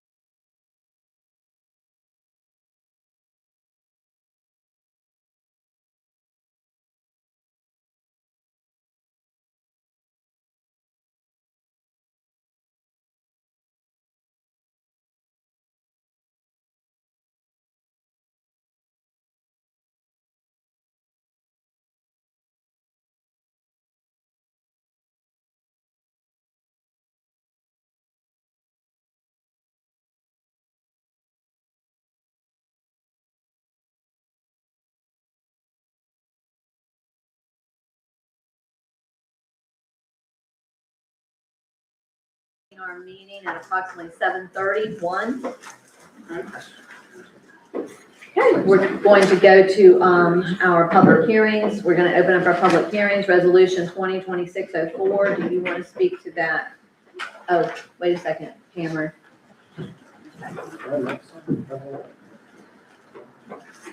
Check. You want to check 2026-03?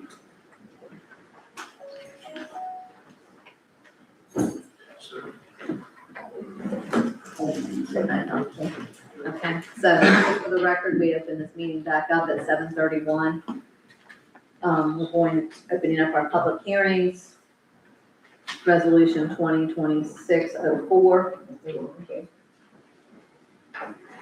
Okay, you were done. 2026-04, this is if you go to your briefing sheet, I apologize. This is to establish a consent agenda policy for the city commission. Would you like me to read it? Yes. Thank you. If you don't mind. Yeah, Sorry. that's me, thank you. So, resolution, reading by title only, correct? Yes. Resolution 2026-04, a resolution of the City Commission of the City of Crescent City, Florida, establishing a consent agenda policy for city commission meetings, providing for purpose and procedures, providing for compliance with Florida law, providing for severability, and providing for an effective date. Okay, thank you. Okay, Commissioners, you have the resolution in front of you. Do we have any discussion on this? Do we have a motion to approve? I move that we approve resolution 2026-04. Okay, do we have a second? Sorry. Okay, so Commissioner Lori approved, has made a motion to approve. Commissioner Burton seconded the motion on resolution 2026-04. Do we have any discussion? Yes, Mayor, if I could. Sure, I just wanted to mention, it's my understanding, that we have already a provision, we adopted a resolution on our commission procedures, and that does provide for a consent agenda. But I asked the city manager about it, and he said that our city attorney said it wouldn't be a bad idea to adopt it again. I mean, for this commission to adopt anyway, we have provision for a consent agenda. This one is a little more detailed. And what we accepted before was an ordinance. We passed an ordinance that had the, and because it's codified in our code of ordinances. Right, but it was a resolution. I believe it was a resolution because it's listed that way. I was very surprised. It's listed in Unicode, it says res. That's what it says resolution. But anyway, this one is more We were detailed. discussing that with you, Derek, but, you've got more than one that Well- covers the same subject? We have in our commission We procedures. just adopted that we could do a consent, that we could do the consent. Oh, but you didn't have guidelines for it? Correct. Okay. So this is This more sets detailed. up, this So sets this up establishes guidelines. guidelines, okay. This establishes the guidelines, correct. And then, Mayor, if I could, just a comment, the briefing sheet said meetings are taking too long. I don't think it's the absence of a consent agenda. The basis for having a consent agenda is that you have sufficient documentation, sufficient explanation. Complete preparation is essential for a consent agenda item. And there are some that is very, very important. And I think that complete presentations and having things in advance will also help move meetings along. So. Okay. Thank you. Does anybody have, if you look through this, it has in here, does anybody have any changes, recommendations on the resolution? Well, my question was, it's stamped draft, so was Mine's it, not, oh, yeah, it is, I'm sorry, I apologize, it is. mine's stamped draft. I guess, to me, I'm not sure what, I don't know, things are always open to interpretations. It's described some things as routine. I don't know, I guess. We can make, but as a draft, it's a draft for us to approve. So we need to make that's some fine. changes to it. I don't have any real questions about the resolution itself. Would you like to do it? Pam, The I think recorder. the recorder.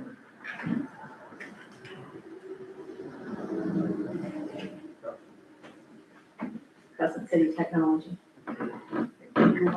Yes, It's on there. they played music because it was shutting off. You want it off? No, No one. Stay on. We wanted one. I mean, we're supposed to have a recording, correct? Yes.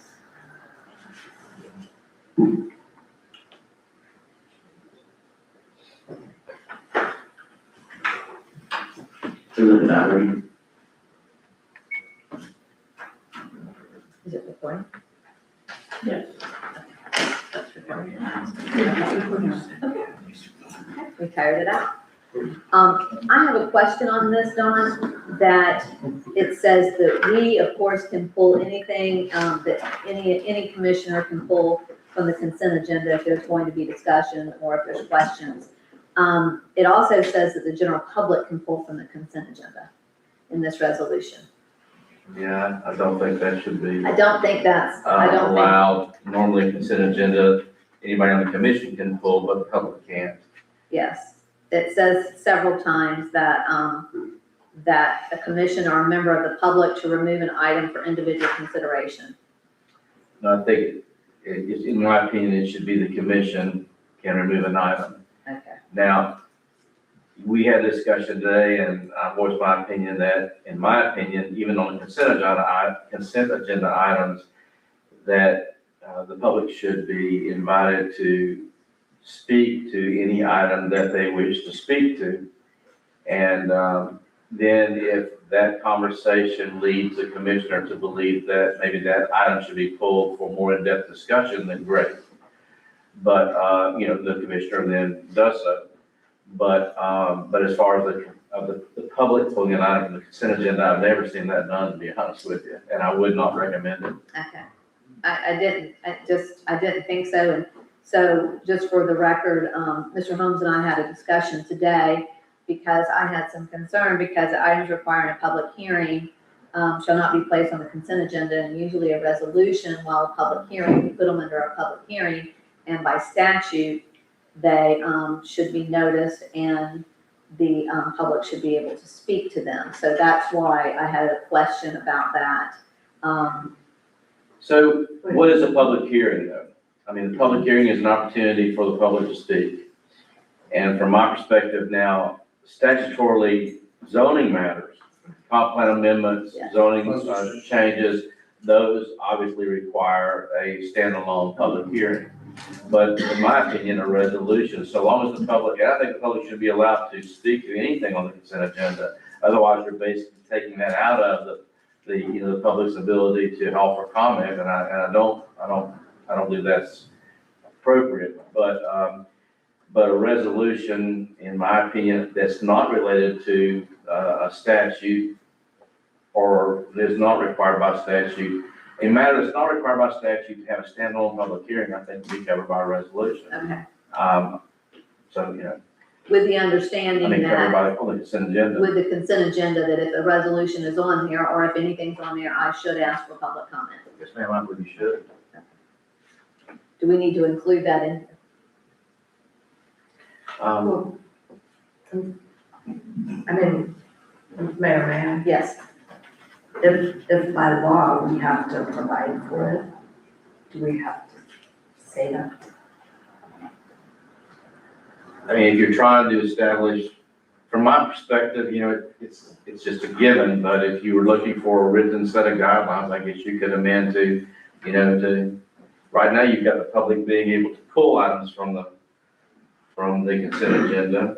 Paragraph 2 and 3 both speak to that, and I believe there's another area that speaks to that as well. The statute, when you read Florida Statute 166, it really focuses more on ordinances. Yeah. It doesn't say necessarily that you have to, the way an ordinance has to, but it does put that in that category.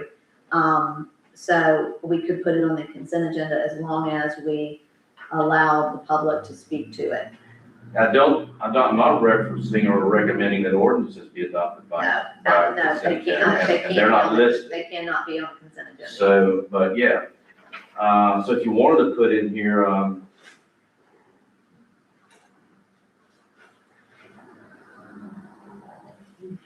so,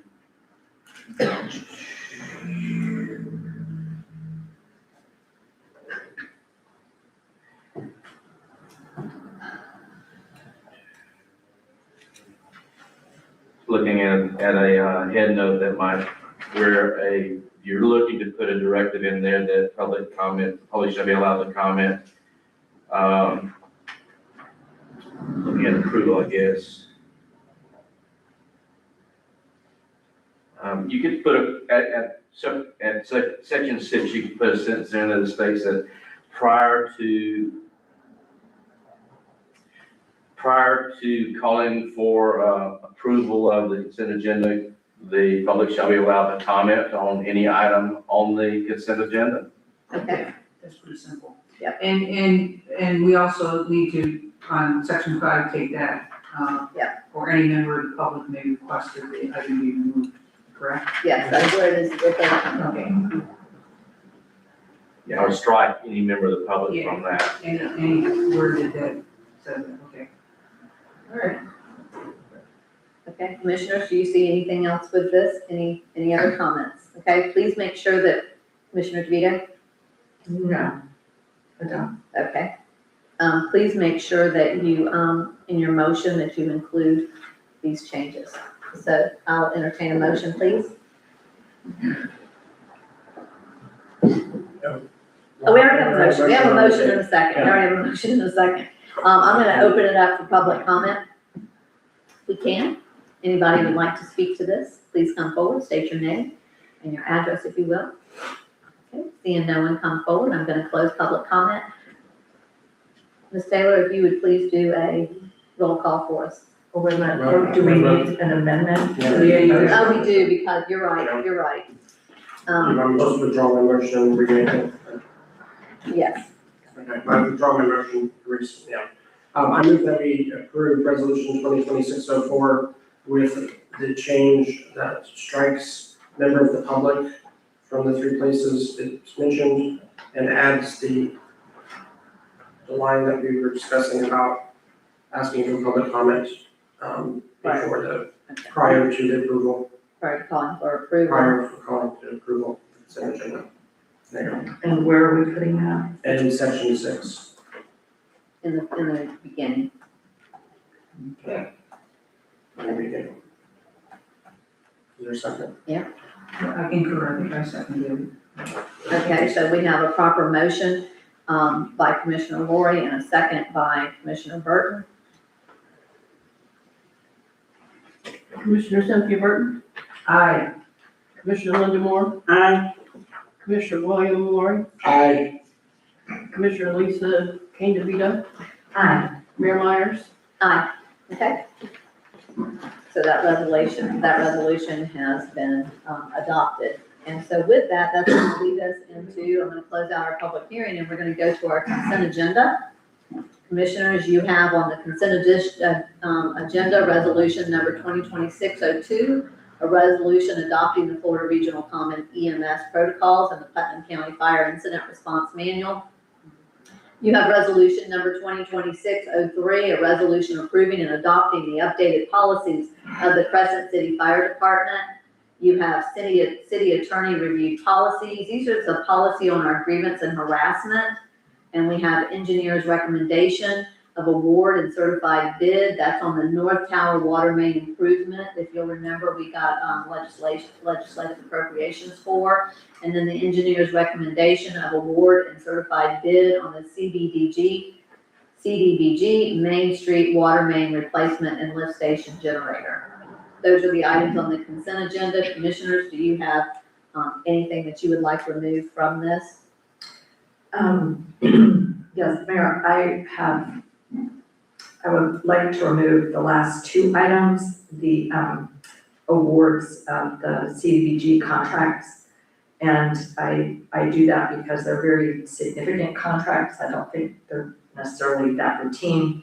And we haven't done this in a while. And I have, so I'd like to remove the last two bullets about the contracts.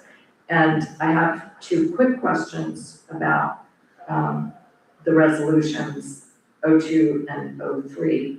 I don't necessarily want to remove them from the consent agenda. Can I ask why you would remove those? Those have already been approved, haven't they? No. They haven't. No. We're approving those tonight. We're approving this tonight. Okay, well, I went through there and they seem perfectly fine, so. Okay, But that's her, as a consent agenda, and as a commissioner, that's her prerogative, she wants to pull those. I would like to pull the city attorney review policies on agreements and harassment. So I do want to pull that, there's some corrections there, I think. So is there that need to be anything done. Yes, there is, Sure. there's two resolutions. And I have two quick questions about the resolutions. I don't have a problem with it being on the consent agenda, but I do have two questions. Well, I think the whole point of the consent agenda is that there's no Yeah, discussion. you It would be discuss not it to for 2 discuss the hours. consent agenda on the items on there is, it's not for Okay. discussion, it's for, consent agenda approval. Well, a member of the public can comment, and I don't think it's out of order. It's faster for me to ask my quick question Please do. than it Please ask is to do your anything question. else. So, the top two resolutions on the consent agenda, the one adopting the Florida Regional Common EMS protocols, and then the one approving and adopting the updated policies of the Crescent City Fire Department. My questions for the city manager. First of all, are these mandatory? And second of all, will they create any significant costs for us? Mandatory, yes. Cost, no. That's all I wanted to know. Thank you. And then, Mayor, I do have a question about procedure. Are we, for things on the consent agenda, are we going to have the city manager describe them? I mean, and say what they are. I went through them and I explained them. I mean, I gave the title of each one. Okay. And it's our responsibility on a consent agenda to make sure that that we're aware of it and we've briefed and that we're familiar with that item prior to coming to the meeting. And so if you have any questions of the city manager, that's when we should probably, is in your briefing. Okay, so The whole point is to move things a little faster. I understand. And so as we begin this process, my question is to have, for the members of the public, should we have the city manager briefly say what they are?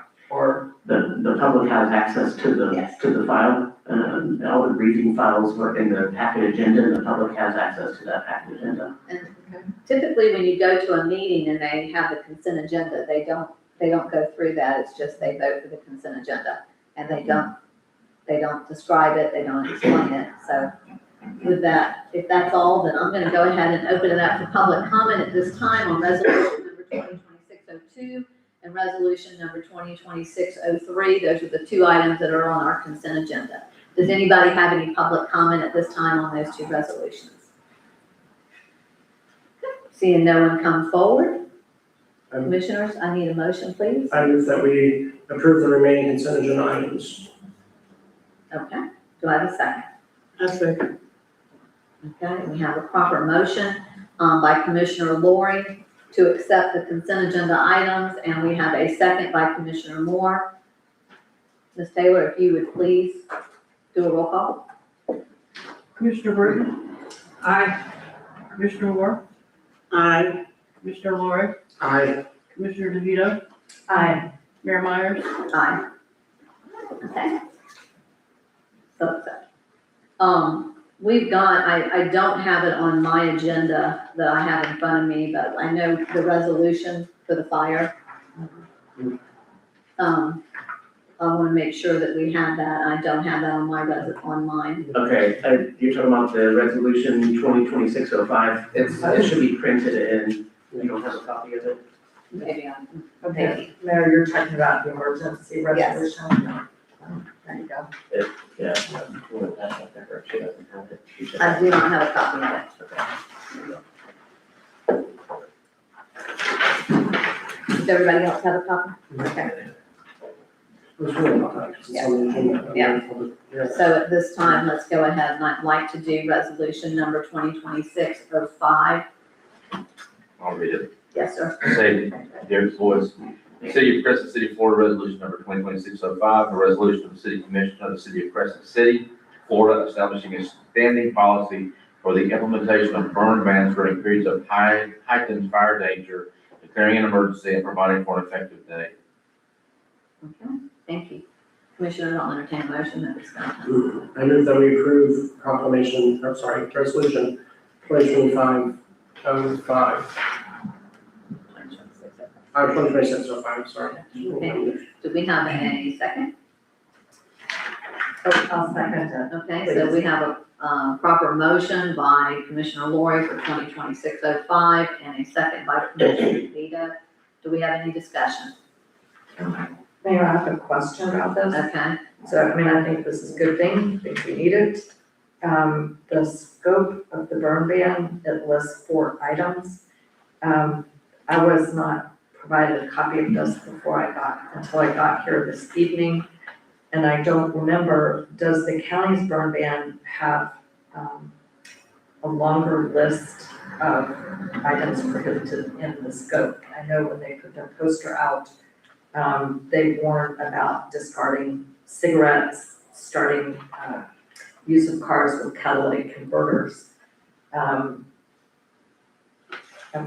Do we need to include potentially more items, like the ones that, we see in the county notices? I believe you mirrored this, didn't you mirror it by the No, county? it doesn't mirror the county. Oh, it doesn't mirror the No, county? it doesn't. Go ahead, John. Yeah, I thought I sit the counties down with some suggestion that, but this one doesn't, and here's the problem.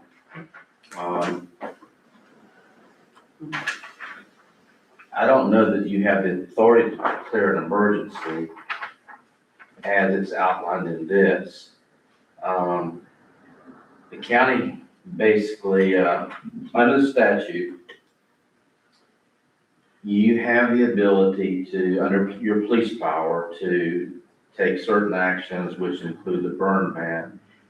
I thought you were gonna piggyback off what the county had done in declaring their emergency. And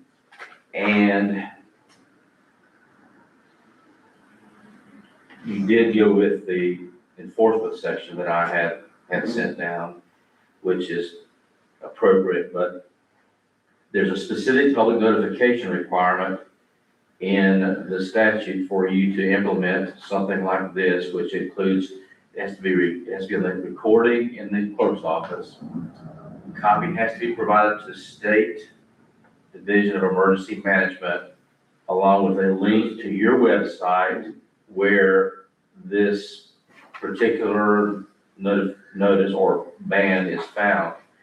And normally there's a time limit on them. So my question is on this,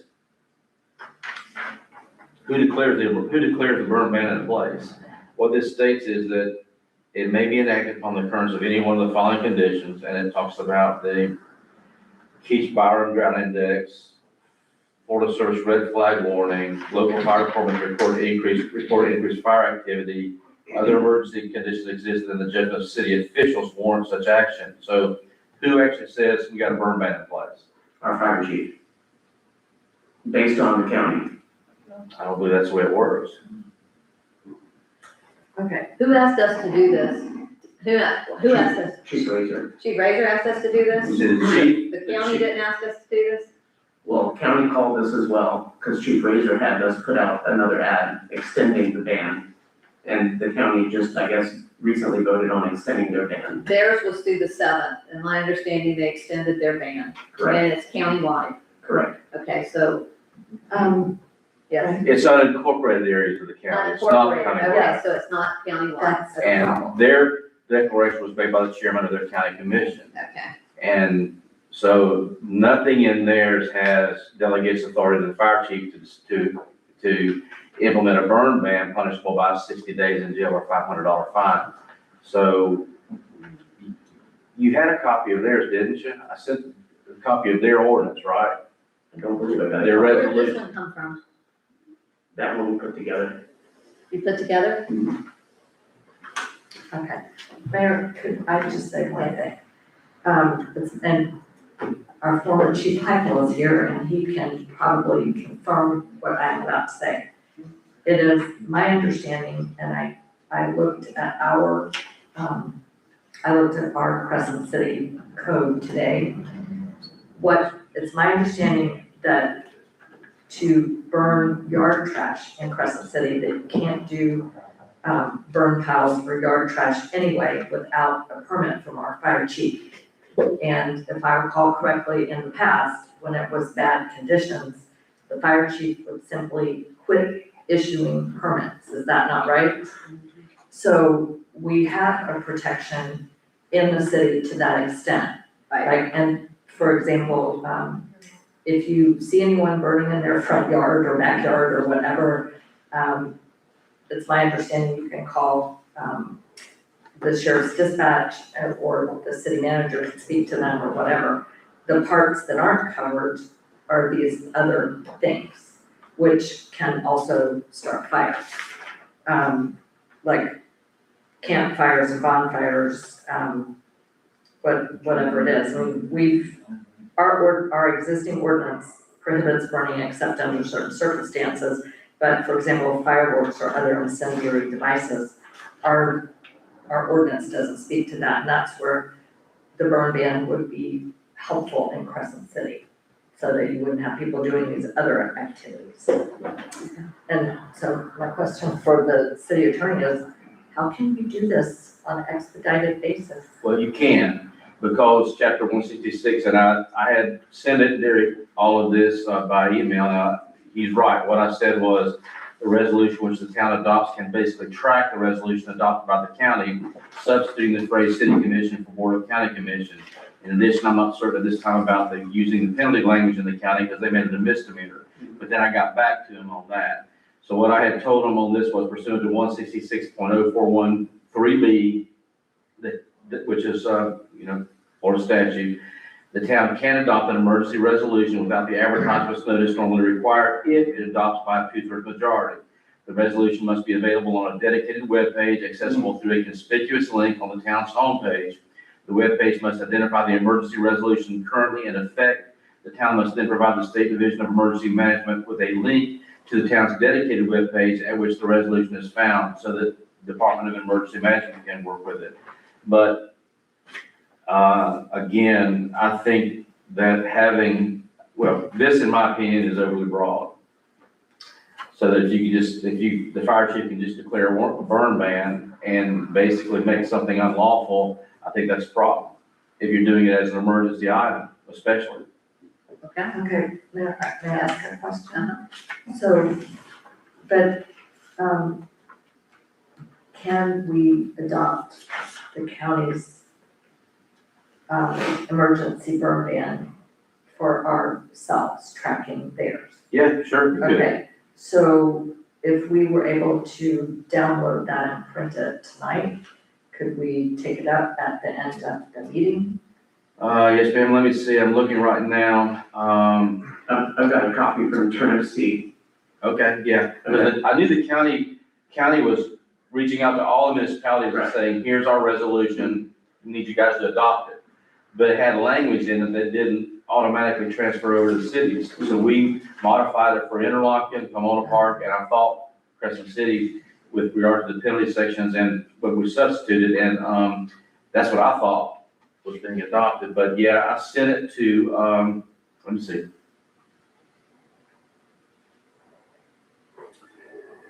Yeah, Turnip Seed sent it to you, so you, Mr. Turnip Seed, so yes, you've got that then somewhere back there? Yes, sir. You can give me a copy of it real quick or something, I'll try to hand modify it. Okay, thank you. When is their ban, how long did they put their ban through?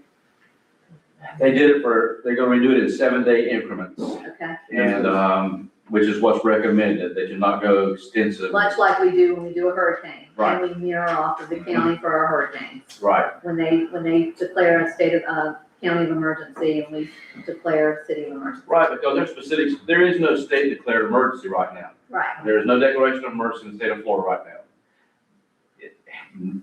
Division of Emergency Management hadn't done it, Governor's Office hadn't done it. So the county did it, essentially, and we're basically piggybacking off of them. And so in the, see if I can find the one, I'll get my computer and I'll find the one that I did for Mona Park, because we basically tied it to the county's continuation of their declaration of emergency. If they stop, if they terminate theirs and say we don't have an emergency anymore, then.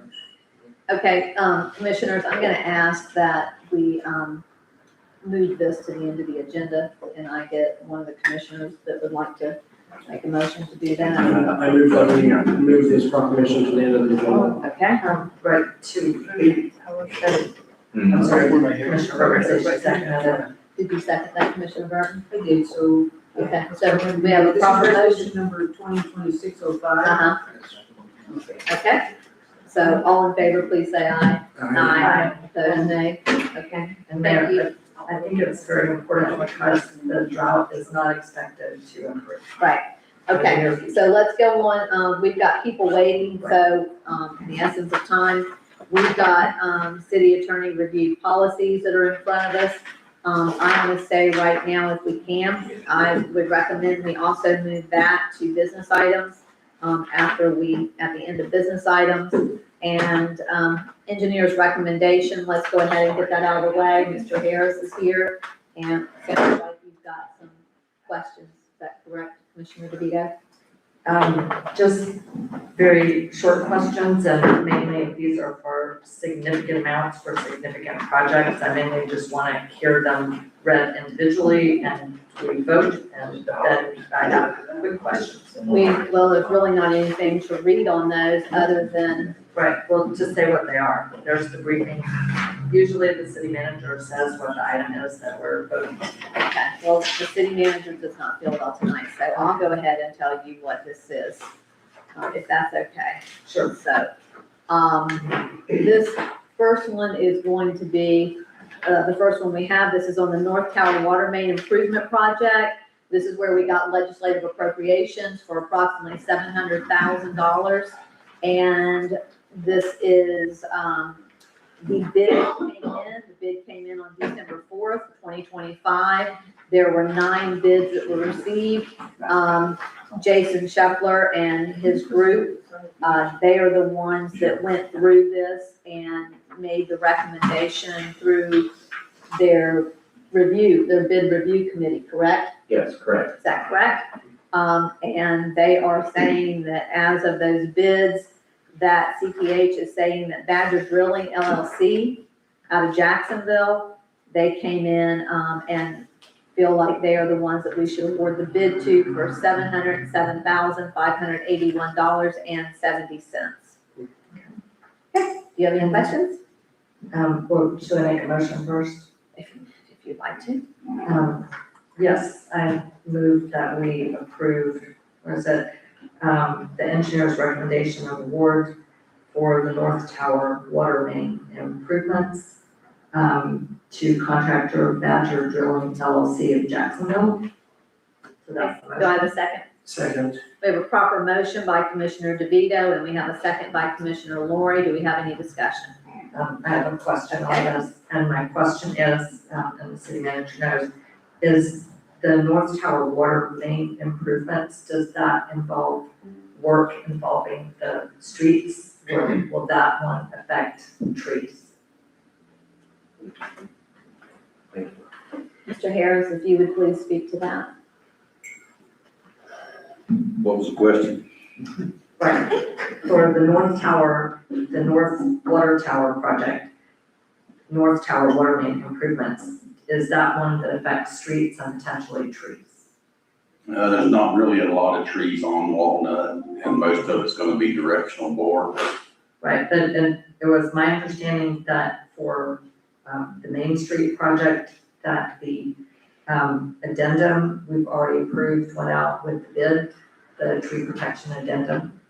The city manager assured me that happened. Did that happen also with the North Water Tower main improvements? Those were, yeah, I mean, This is a normal practice, goes out with all of the projects now. What we worked on before is now being added to the packages, bids packages for all the projects. Okay, And the engineer even went out of the way to change the design in some areas in order to Protect the trees. mitigate and protect the trees. okay, that was my question on that. That's it. Thank you.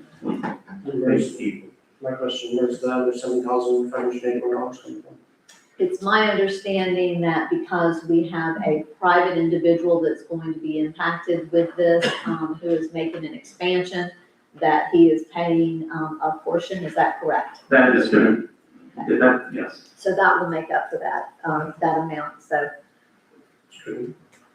this will benefit his project as well. So he has been willing to step up and do that. Thank you, Commissioner Ward. Okay, so we have a proper motion and a second. Ms. Taylor, if you would please do a roll call. Commissioner Burton, Aye. Commissioner Moore, Aye. Commissioner Lori, Aye. Commissioner DeVito, Aye. Mayor Myers. Aye. Okay, so approved. Let's move on to the next one. This is an engineer's recommendation of award briefing.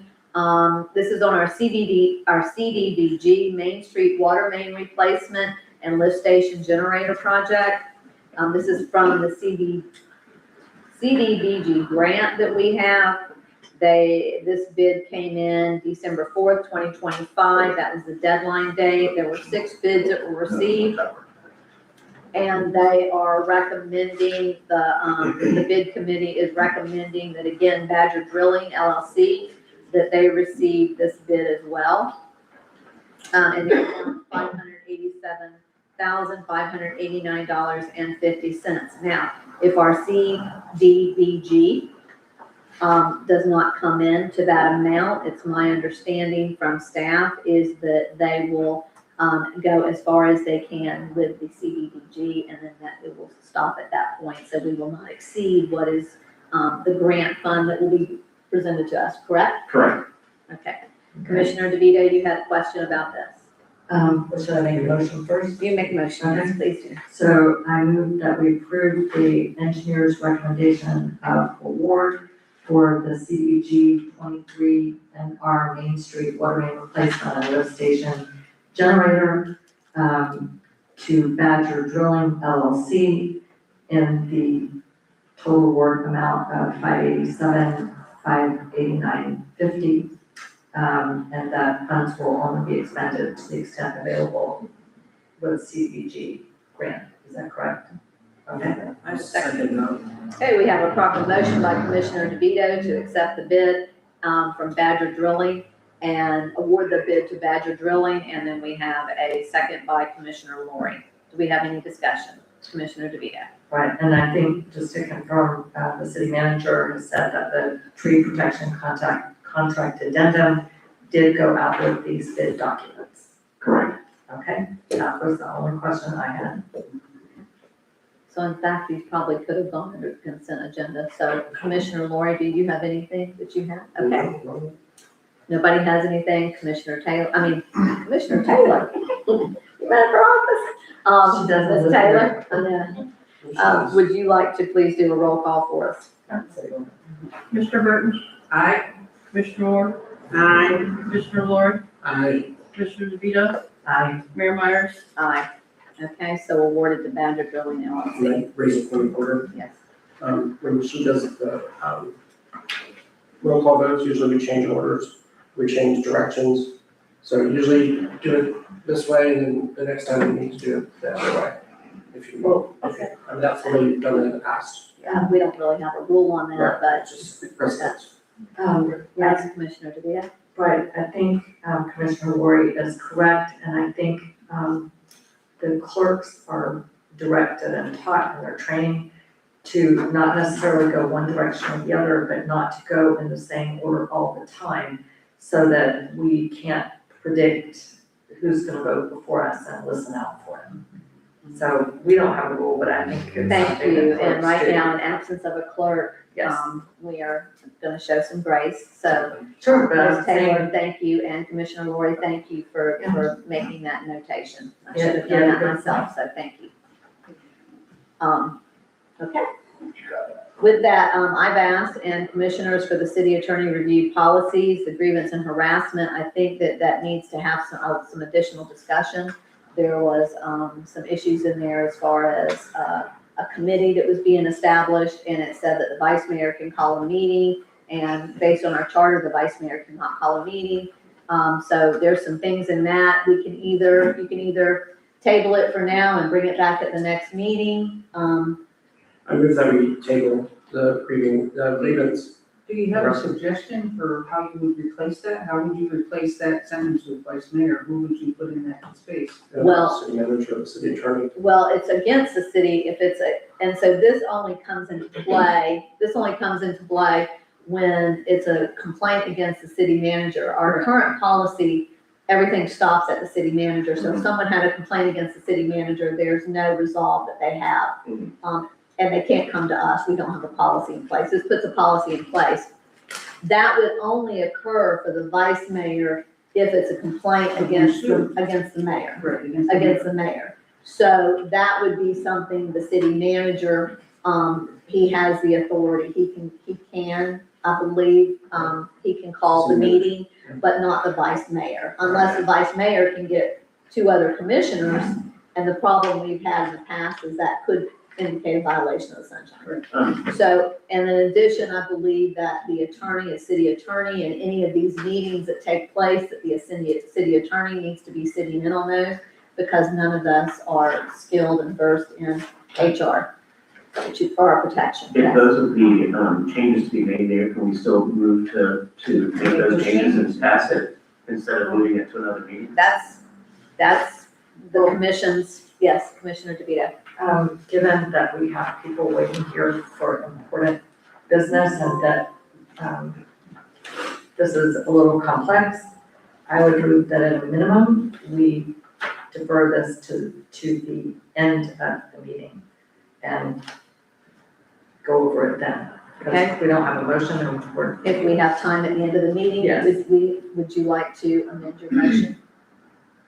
Or, yes, I can withdraw the you motion. withdraw it, okay. I mean, I don't know, we'll see how much time we have. Can I get a motion, please? I move that we move this to the end of the agenda if we have time. Okay, I'll second. okay. Proper motion and a second. All in favor, please say aye. Aye. Okay. Thank you. Welcome, thank you. Okay, we're gonna move on now to our business items. We have, Mitch Atwell. You're first up. You please come forward.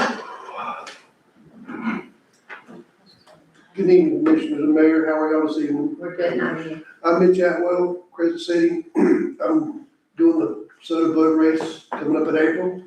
Looking forward to it. Getting a lot of feedback from all my racers from across the country, actually. I'm having one little setback. Some of my racers that are gonna drive for 15 hours and further, are concerned with the conditions we know can happen on Crescent Lake. And we would like to know if we could have an addendum to our contract we have, that if weather is inclement, that we could actually put it on Stella for that weekend. It would be a Friday, if the weather states, look, we're not going to race. These people spend thousands of dollars coming to our city, won't waste their time, and we can at least throw an event. That's all I'm asking. My concern there, if I may, is who makes that determination that it's too inclement? The weatherman, basically, I mean, you just see what the lake looks like when we go Friday afternoon. Right. Okay, it's windy, blowing, all of a sudden the weather says, oh, we expected 15-mile-an-hour winds also tomorrow. You know, that's a good sign that we're not gonna be able to race. Okay, Mayor, I have kind of a point of order about this. Yes. We have, an ordinance on this, that's section 24 in our code. This is really an amendment to his permit. That's what he's asking for. Right, but the way our ordinance works, permits are supposed to be in writing to the city manager, and I'm not clear on this, is the city manager also our special events coordinator? Yes, he is. Yeah, we know that, yeah. It's part of that ordinance. When you read that ordinance, it says that. Well, it says who he designates, so I'm assuming he's designated himself, Charles did. So, I think there's a couple problems with this for us to just come in and say, sure, you can go over there, because for anyone to have a permit is supposed to have an application with a site plan and provisions for parking. I mean, this is really, I just don't think, and we're not supposed to just wave a wand. The city manager is supposed to see it first. And, or the special events coordinator, which is the same person. So I think, we would be doing things that we are not really authorized to do, that this has to go to the city manager. May I make a suggestion? Yes, ma'am. I think Chief, Commissioner DeVito's right, there is kind of a procedure that we have to go through. The race doesn't start until April 11th. Would it be possible for you to, get a plan together pretty quick on Lake Stella? Actually, I And mean, then bring that to our next meeting? that would be no problem. The only problem there is when we come, unless we can have a special meeting, people have to make plans to come to this, and we have to wait till that long. Most will say, well, it's too late, I'm just gonna wait. You know, I'm not even gonna come. Okay. You know, I have no problem, I mean, we can make a vote, I can come up with this here. It's nothing gonna be dramatic, Well, I mean, there are some significant differences between doing this at the, Yes, yeah, sunrise versus, okay, right, I mean, you basically are very significant, you know, you've got 3 or 2 places to put boats in, take boats out. Here, we've got 1 place to put boats in. I'm not sure how, those are the things that I think that you would kind of have to answer. This is not, and I'll take responsibility for this. This came up on Monday. yeah, Mr. Atwell, reached out to me and thought that I could make that decision. I said, I can absolutely not make that decision.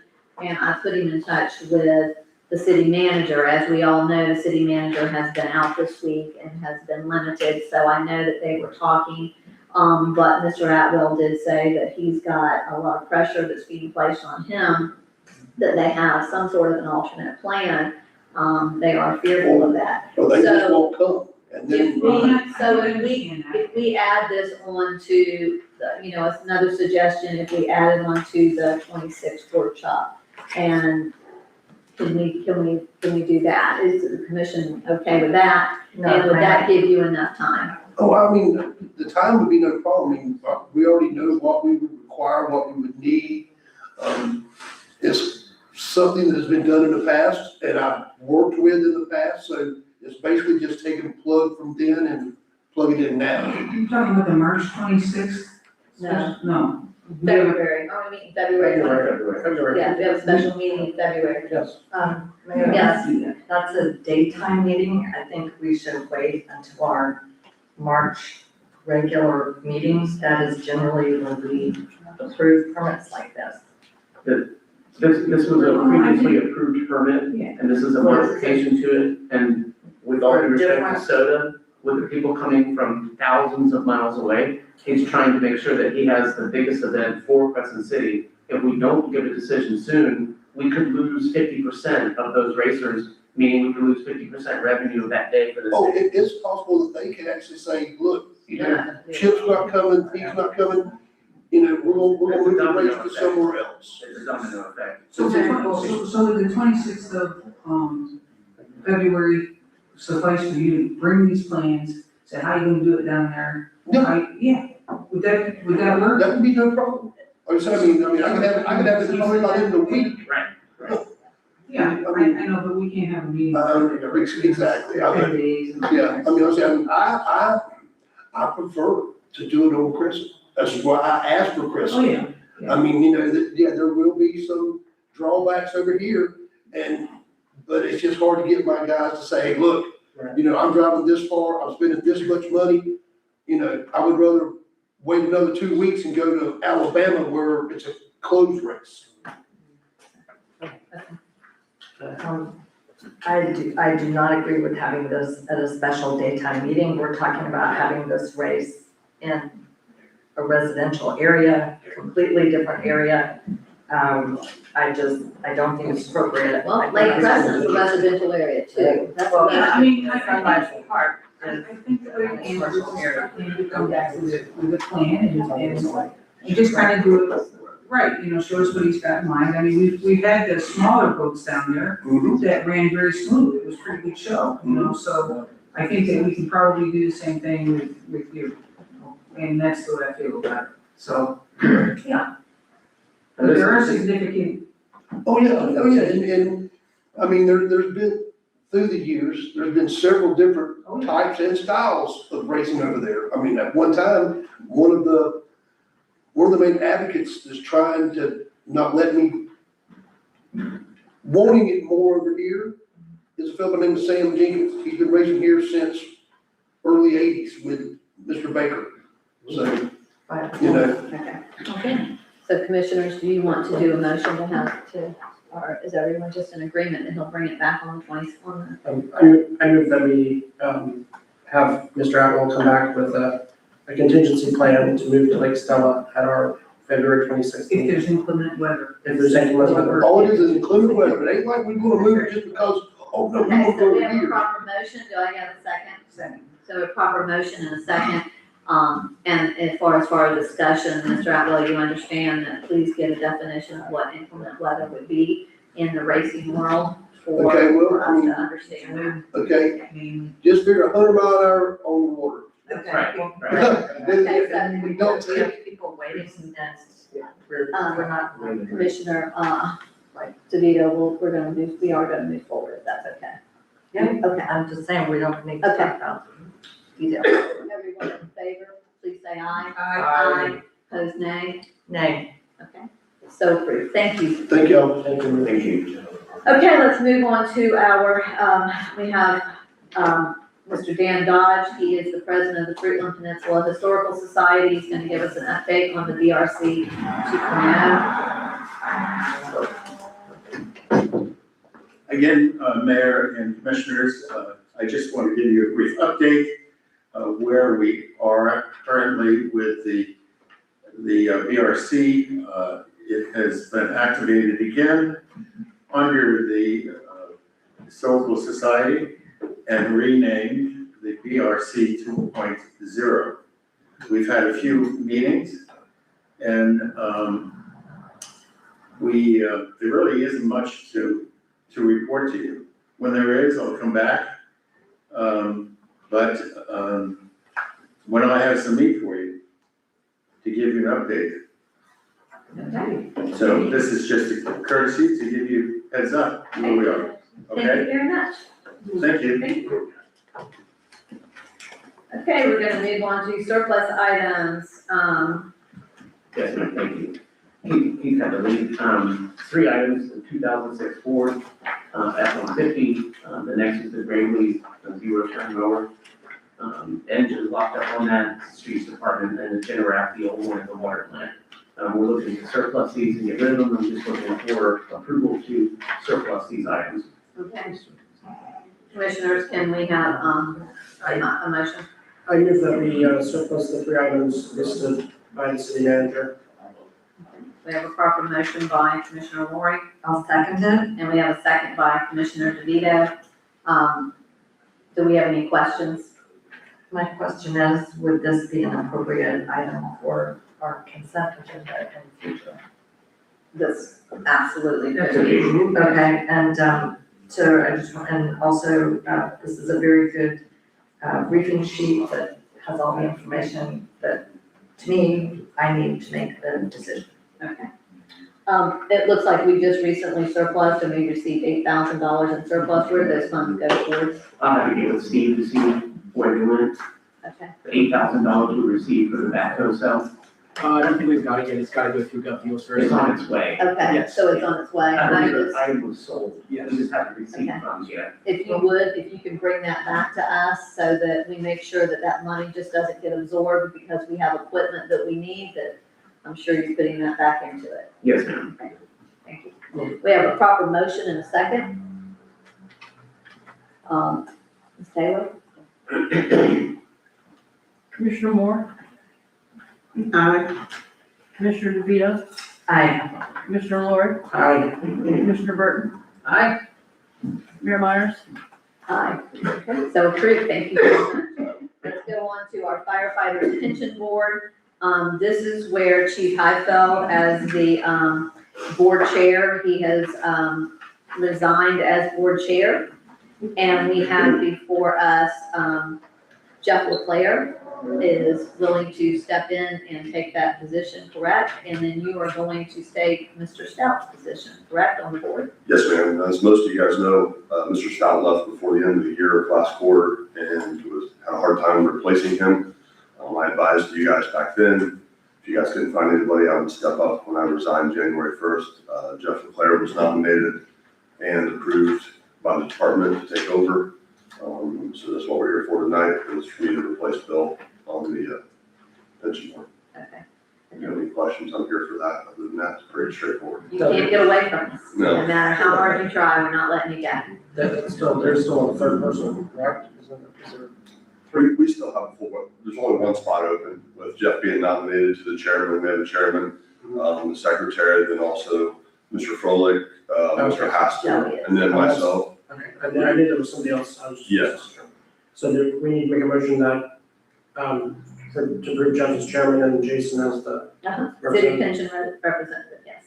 I move that we approve the appointment of Jeff Clare as chairman of the firefighter pension board and Jason Highfield as the city pension representative. I'll second that. Okay, we have a proper motion and a second. Should that read, that motion, shouldn't that be to the, as fire pension representative and not city pension representative? Those are two different entities. Correct. So, Yes, I move to fire. I'm the city's representative for the fire pension. Yes. Yes. okay, thank you. Wait a minute, could we back up a minute? Jason just said he is the city representative on the pension On the board. fire. For the fire pension board, I would be your selection. That's what we would. The department chooses, the city chooses, and then we both choose together, and I would be your choice. He's our choice, but he's on the Fire fire board. pension. Right. Yeah, your choice for the fire pension board, And unless you have somebody else that wants it. we just want to thank you, Jason, to continue giving back in public service. Yes. So you've retired, even though you can't get away from us. Thank you. I'm still here. So we have a proper motion and a second. Ms. Taylor? I just want to clarify one thing. So there's 5 on the board? Three. There's 3 on the board. Well, there's 5 on the board. That's what I thought I heard you Yes. say. So you have, Mr. Haston, Mr. Haston, Mr. Froelich, Mr. Froelich, and myself, right, and then the department votes for the chairman and secretary, which they okay, voted for Jeff to fill the right. So in chairman's other spot. words, that's, you said the fire department makes the choice and they choose the chair. They choose the chair and the secretary, Okay, then they have a selection, the city has a selection, and then they both choose together. okay, So I would be the city selection.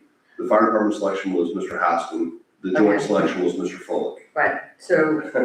So basically, we're missing the one city selection. Correct. Okay. Mr. Stout resigned his position. Right, I remember he did. Yes, But, and you're stepping into. and I'm just filling. Okay.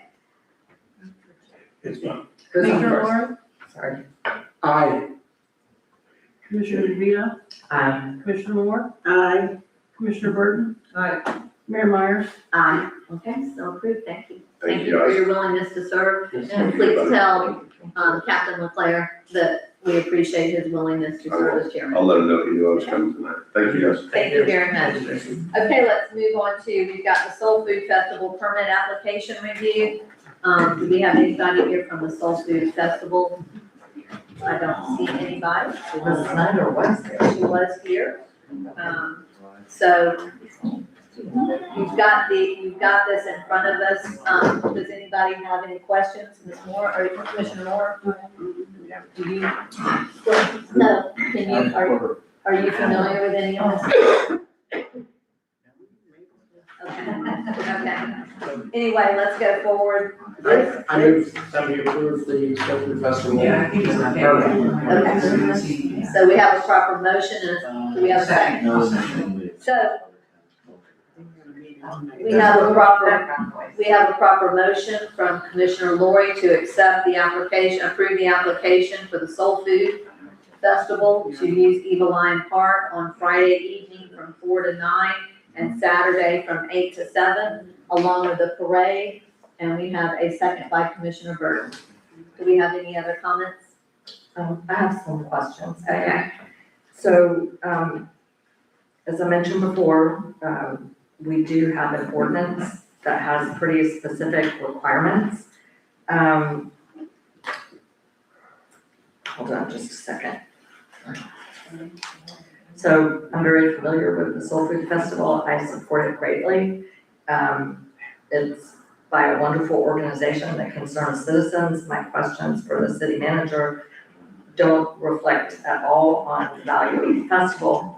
But the whole purpose of our special event ordinance is to provide minimum standards for regulating special events held in the city to protect the health, safety, and welfare of the participants, as well as the residents and taxpayers of the city. So, and my first observation is I think that we have some wrong information in our actual application. It says 30 days in advance for a Class B event, which I think this one is, and the ordinance seems to say 60 days, and that's not the fault of the people who submitted it, and they did submit it well in advance. My question for the city manager is, there's no site plan currently attached to the special event application? Yes, I'm aware. Okay, because it's my understanding that there's supposed to be a site plan. We've met with our fire, chief, he was here, I actually sent representative last week, we had a meeting with them, and we went over their plan, they're supposed to provide a plan either this week or early next week, I'll follow up with them. But they did walk through the plan of where everything was gonna be and how it was gonna be set up. Right, so, and I've raised this with you, my concerns are, is there provision for parking and for, arrangements so that they're not driving a lot of vehicles into the actual park? Yes, ma'am. Right, because, we've discussed this in the past, we need to protect the tree roots from further compaction for the heritage trees. And I believe last year there was a lot of driving of heavy vehicles in the park. That's been addressed. Okay, then as well, there's provision to make sure that, and I'm a resident there, that residents can get in and out of their homes appropriately. That's been addressed as well. Okay, and also, the ordinance is very specific about leaving the lane of traffic open at all times for emergency vehicles. That's been addressed as well. Okay, also, I don't think this, well, I don't know, this was a problem in prior years. Some of the food trucks had very loud generators that were not covered. Mm-hmm. The ordinance says, and the application actually says generators are supposed to be covered. Is You it? can't cover a generator. Yeah, you can't cover You're it. talking about baffled. Yes, they're supposed to be, You want, well, it says in the application that generators are supposed to be, It's either a baffle box or, right. you can't cover them because they'll, Well, whatever it says in here, there's supposed to be some provision to deaden the noise. Has that been addressed? it was addressed in our meeting, yes. Okay. It will be hard to control. Pardon? It will be hard to control. Well, it says in the ordinance and it says in the application, as well as it possible for people to plug into the electrical outlets that are available. There's power out there, it's limited, and it depends on how much load you put on it. We in the past, and working with them in the past, we have tried to get them as much as they possibly can. There was a load issue when all of them were plugged in, and so that did create a problem, but they were very trying to be as respectful as they could and use those outlets where they can. Yes. Right, because But there is a load issue. right, I think one year they didn't, and I know Catfish Festival uses the outlets. So I don't know what the difference is. And as well, it turns out that, our ordinance actually requires for Class A and B events, and I believe they indicated the Soul Food Festival is a Class B event, that there is supposed to be outreach to all the residents within, or the affected residents within 1,500 feet. And has that been discussed with? What is the outreach consist of? What is that? It's in the ordinance. Is it posted on our website? Is it an email to them directly? Is it a letter? No, I think it's individual contact with the residents. It's within 15 days of the event. And what's the radius? What's the, 1,500 feet. okay. And I guess. So that would be you and how many other homes right there? Well, 1,500 feet is a couple blocks. I haven't measured it exactly. I'll make sure, City blocks are normally 300 feet. Right. I'll make sure it gets taken care of. Okay, so that was all my questions.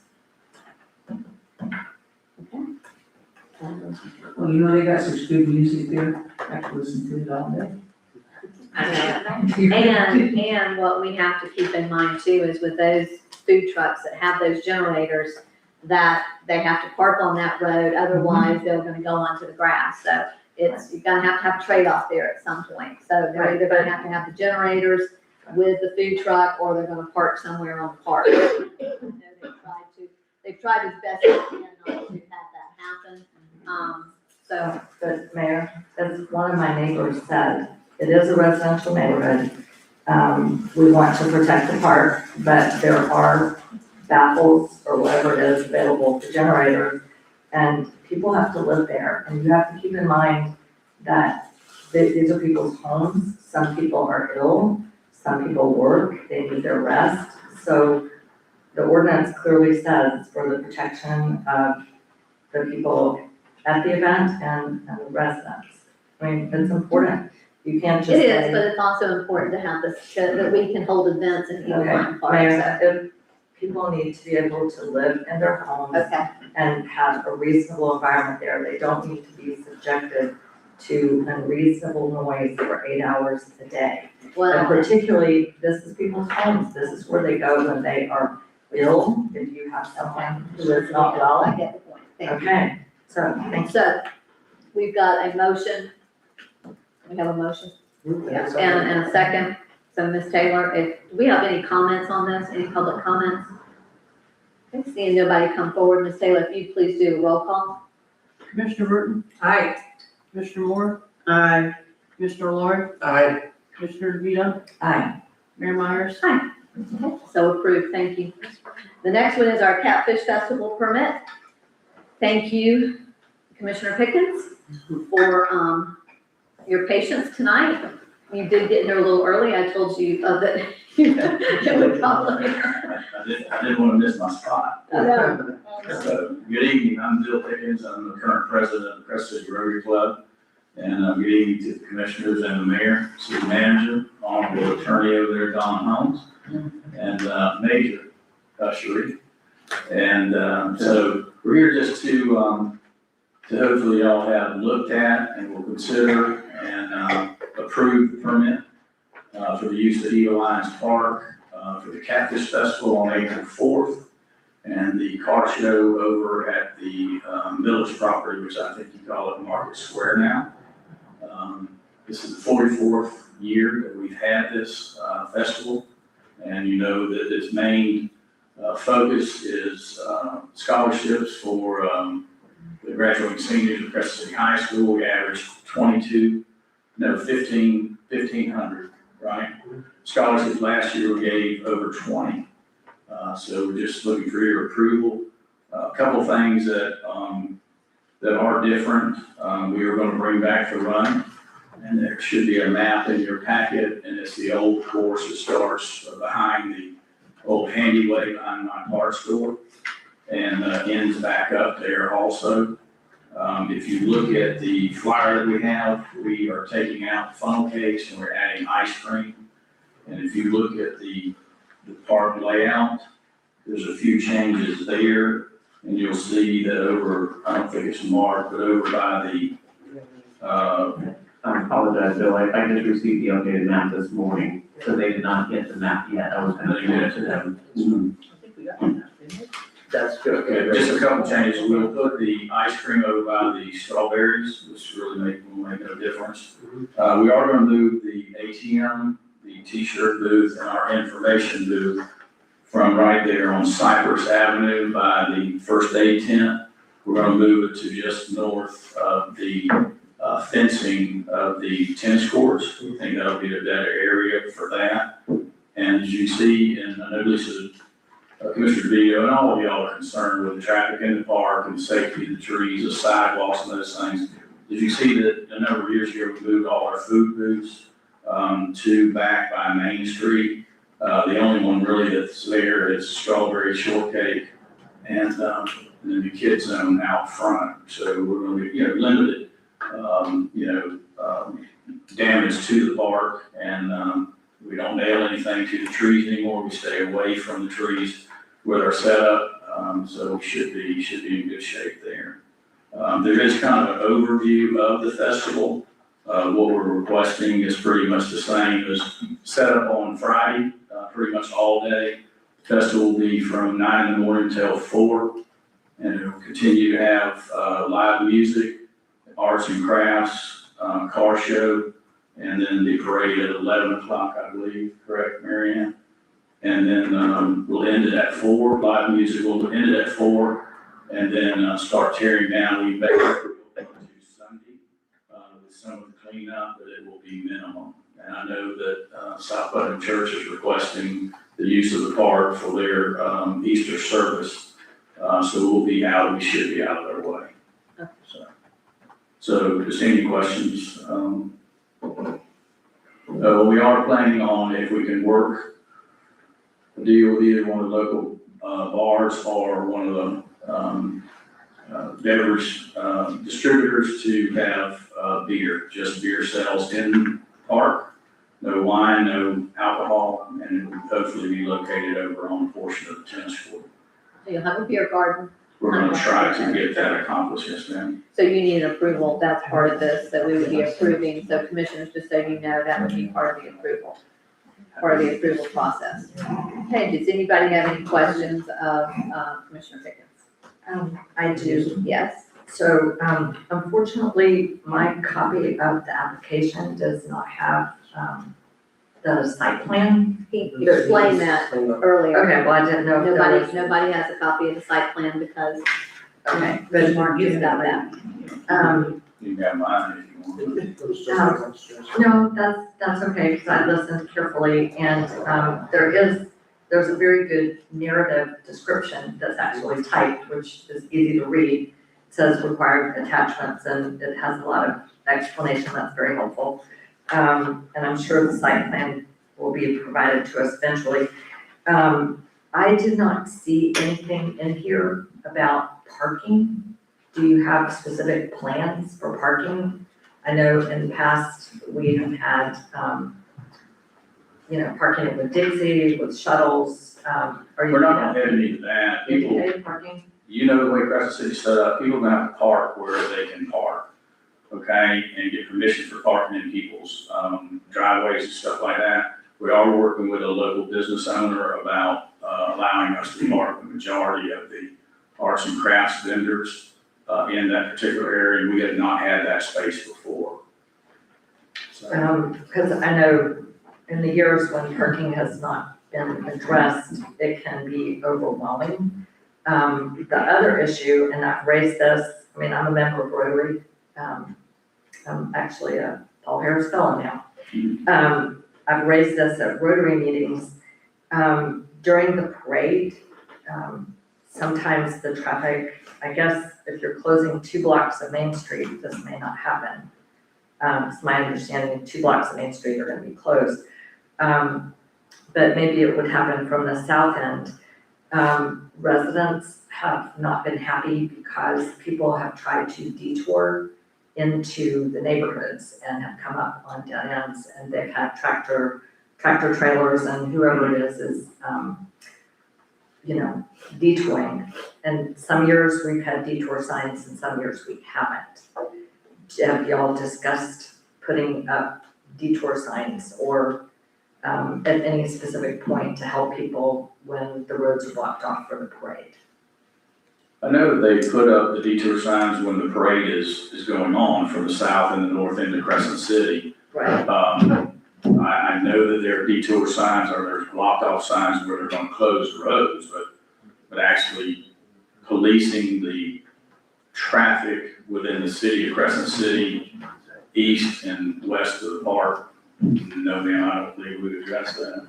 Right. The sheriff, I know that we'll have a meeting, because we had this last year with the public works director, city manager, the mayor, and captain or Major Ushery about discussing some of those things and how we police it. But we'll do is the same things that we've done for the last 44 years. Right, well, sometimes it works out really great, sometimes it doesn't. So I think adequate detour signs are helpful. I think you also have to take in the element of people being courteous. Yeah. People are courteous and respectful, then things go a lot better. If they're not, then that's where we usually have the trouble. And hopefully we don't have any of that. And our festival will be over at 4 o'clock. Right, well, I think. So we won't continue into the evening for anything to happen there. Oh, no, I'm not talking about that, I'm just talking about it's, and maybe I'll talk to the city manager about this. It's important for people coming in from the south especially to know, where's a good place to turn. And so they don't come too far and turn into a dead end. You heard all the questions I asked the city manager about the protection of the trees. And one thing I did not bring up, and I should have for the Soul Food Festival is, given that we're having the drought, in addition to protecting the tree roots, just in general, if we're still in drought by April, hopefully we'll have anything we need in place just to make sure we don't ignite brush or leaves or anything. May I say something? Sure. You've done this for how many years, Bill? How many years have you had the Catfish Festival? 44, this is 44. Okay, so for 44 years, you've been doing this without any types of issues, correct? Yes. Okay, Just to finish, let her finish, she let you finish. So, I think you'll continue on that path with this particular Catfish Festival as well. Yeah, I think so, and I think most people are courteous, and Yes. we do the best we can to, have a quality event, to make sure we work with law enforcement and with the firefighters, EMS, the city. And I think we've worked better over the past 10 years together, to have this festival, because we took a chance bringing this back. I thought it was dead, but there's persistence by some individuals, ones in the audience, to bring this back, and I think it's a great thing for Crescent City, just like the Soul Food Festival. So glad that it's gaining some traction. Yes. And Okay, and to showcase Crescent City. well, your organization's always been explicit and very well, and so I don't think all of these problems that we're conjuring up here will be a problem. How's that sound? I know I'm sounding kind of stupid, but. Right, now, where Crescent City is constrained, we're kind of confined in this particular area, but I can't think, we looked at years ago, taking it out of Crescent City, and we just could not come to that. Yeah. It just has its, just like the Blue Crab Festival in Palatka, it has its issues with parking, traffic and things like that. But we'll do the best that we can. We just hope that you'll approve this application. So Well, and I know you won't, so. Okay, Commissioner Lori would like to make a, Commissioner Burton interrupted me and. No, she did not, you were done. Yeah, no, I was not done. Well, you I was- quit speaking, and so No. I call on her. Okay, well, I'm gonna. I am not done, and she said some things that are absolutely not true, and I would like to address them, please. Commissioner DeVito, Yes, please. I'm gonna ask for a motion first. I'm gonna Okay. ask for a second, okay? And then That's I fine. will allow you to say whatever you need to say. Okay, and Commissioner Lori? I would be happy to move that we approve the park permit application for the Rotary Club of Crescent City's Catfish Festival for the 44th year. I'll second it. We have a proper motion and a second, and is that, let me over that. It also includes the alcohol sales. well, I was gonna ask that we do the alcohol sale motion separately, please. That's his prerogative, he's made the motion. I would rather just get it done. And I'll second that as well, as part of the motion. So we have a proper motion and a second currently. Commissioner DeVito, Yes, please. so, I am protective of every single residence and business here, and I'm concerned about safety, whether accessible on the west side of 17, where I am, or the east side of 17. I'm concerned always about safety and residents' access to their homes. My family has been living on Main Street since Catfish Festival began.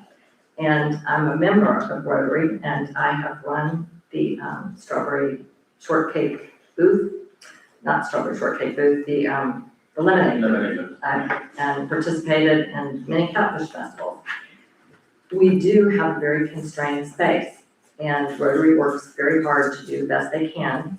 However, sometimes we plan better than others, and to provide for safety, careful planning, it's not just conjuring up possibilities. There have been many years when Main Street was completely impassable and it would not be possible to get an emergency vehicle down there.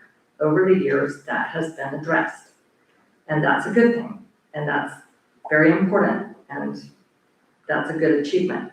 In past years, I wasn't gonna bring this up, but Commissioner Burton said there's never been any problems.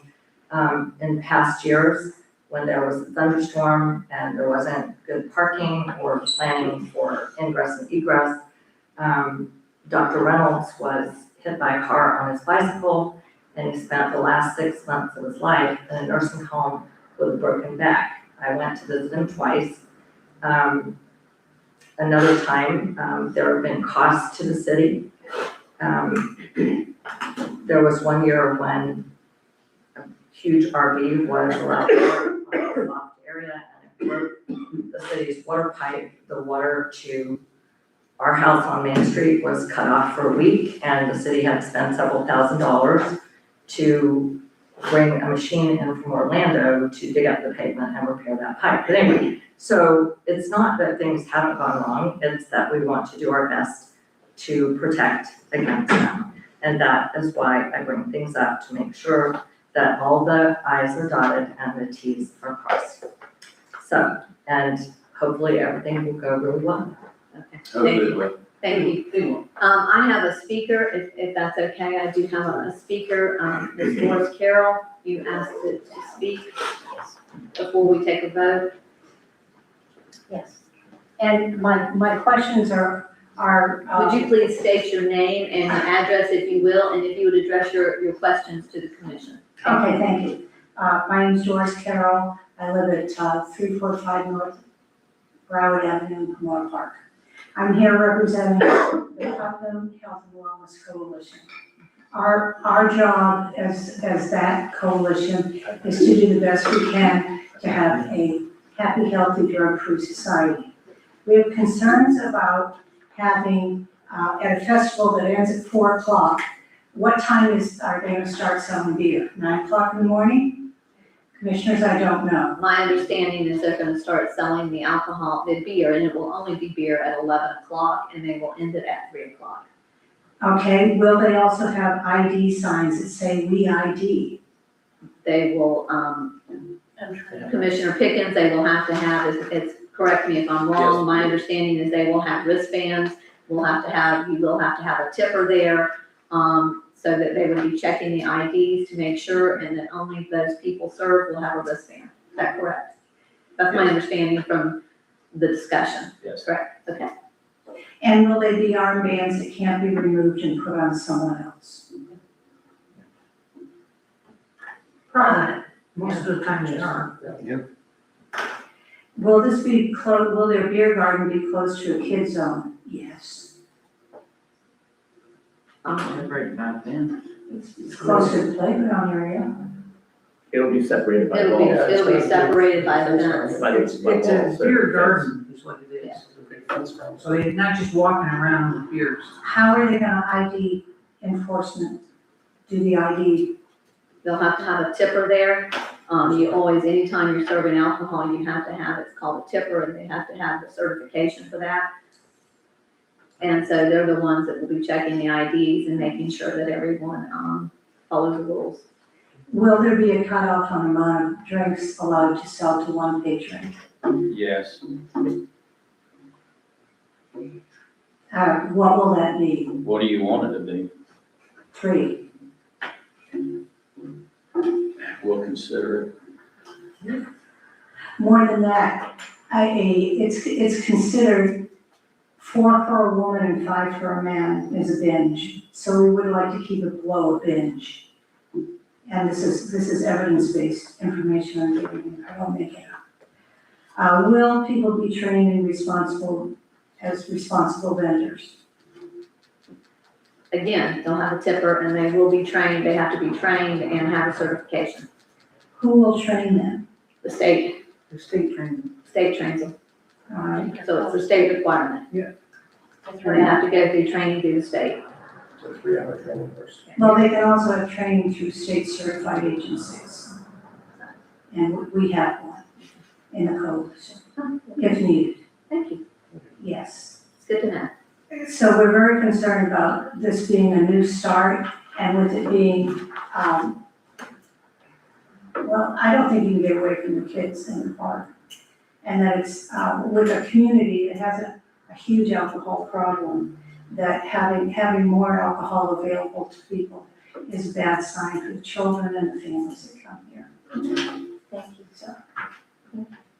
And for your assurance, Ms. Carroll, I will say that we have had numerous events with alcohol, and thankfully, everyone has been very responsible with that, those servers and those people that are partaking, and we have not, had any events, and it will be, the sheriff will be, there will be deputies there on site.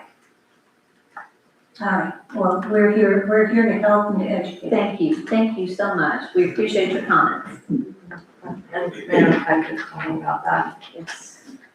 Well, first of all, I would really appreciate it if we could separate it out into 2 motions, because I never vote for alcohol in the park.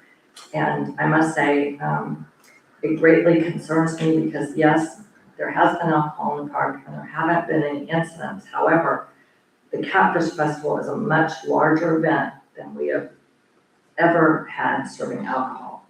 Much larger. No, the bike festival, we had 4,000 to 4,500 and it had 2 bars.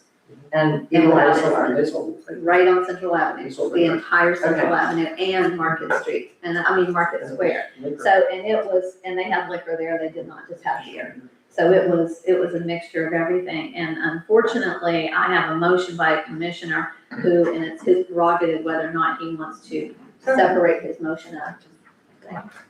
So you're going with your motion? Okay, so we currently have a motion and a second. Do we have any further discussion?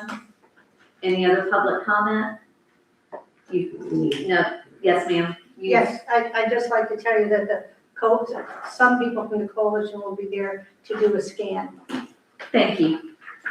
Did you explain what that is? Do you want her to expand on that? Would you like to expand on what a scan is? Yes, a scan is an environmental scan to see if the things that I've listed here are really being done. And then we'll report that. Thank you. Ms. Taylor, if you would please do a roll call. Commissioner DeVito, nay. Commissioner Lori, Aye. Commissioner Moore, Aye. Commissioner Burton, Aye. Mayor Myers. Aye. Okay, so approved. Thank you for your patience. We look forward to another successful, And hopefully, and thank you for approving this. I may go back to my board and say, it's just not worth it. We've never had alcohol. We saw the success of a startup bike fest. Okay? And they had hard liquor. Yeah. We're not having that. With beer, we're gonna limit it. All we're trying to do is to keep this festival going. Festival they have a life. And I thought we had reached the life expectancy of the Catfish Festival. And COVID shut it down, but we brought it back. There's three things that make this work. The catalyst that runs it is the Rotary Club, not 2 or 3 organizations. The main goal is to provide scholarships for most any senior that applies. The third is the buy-in of the community, because without the volunteers, there's no way in hell we can put this thing on. We now are up to 31 Rotarians. 8 of them are under the age of 50. Everybody else is over 65. Do the math there. Okay? So thank you for approving this.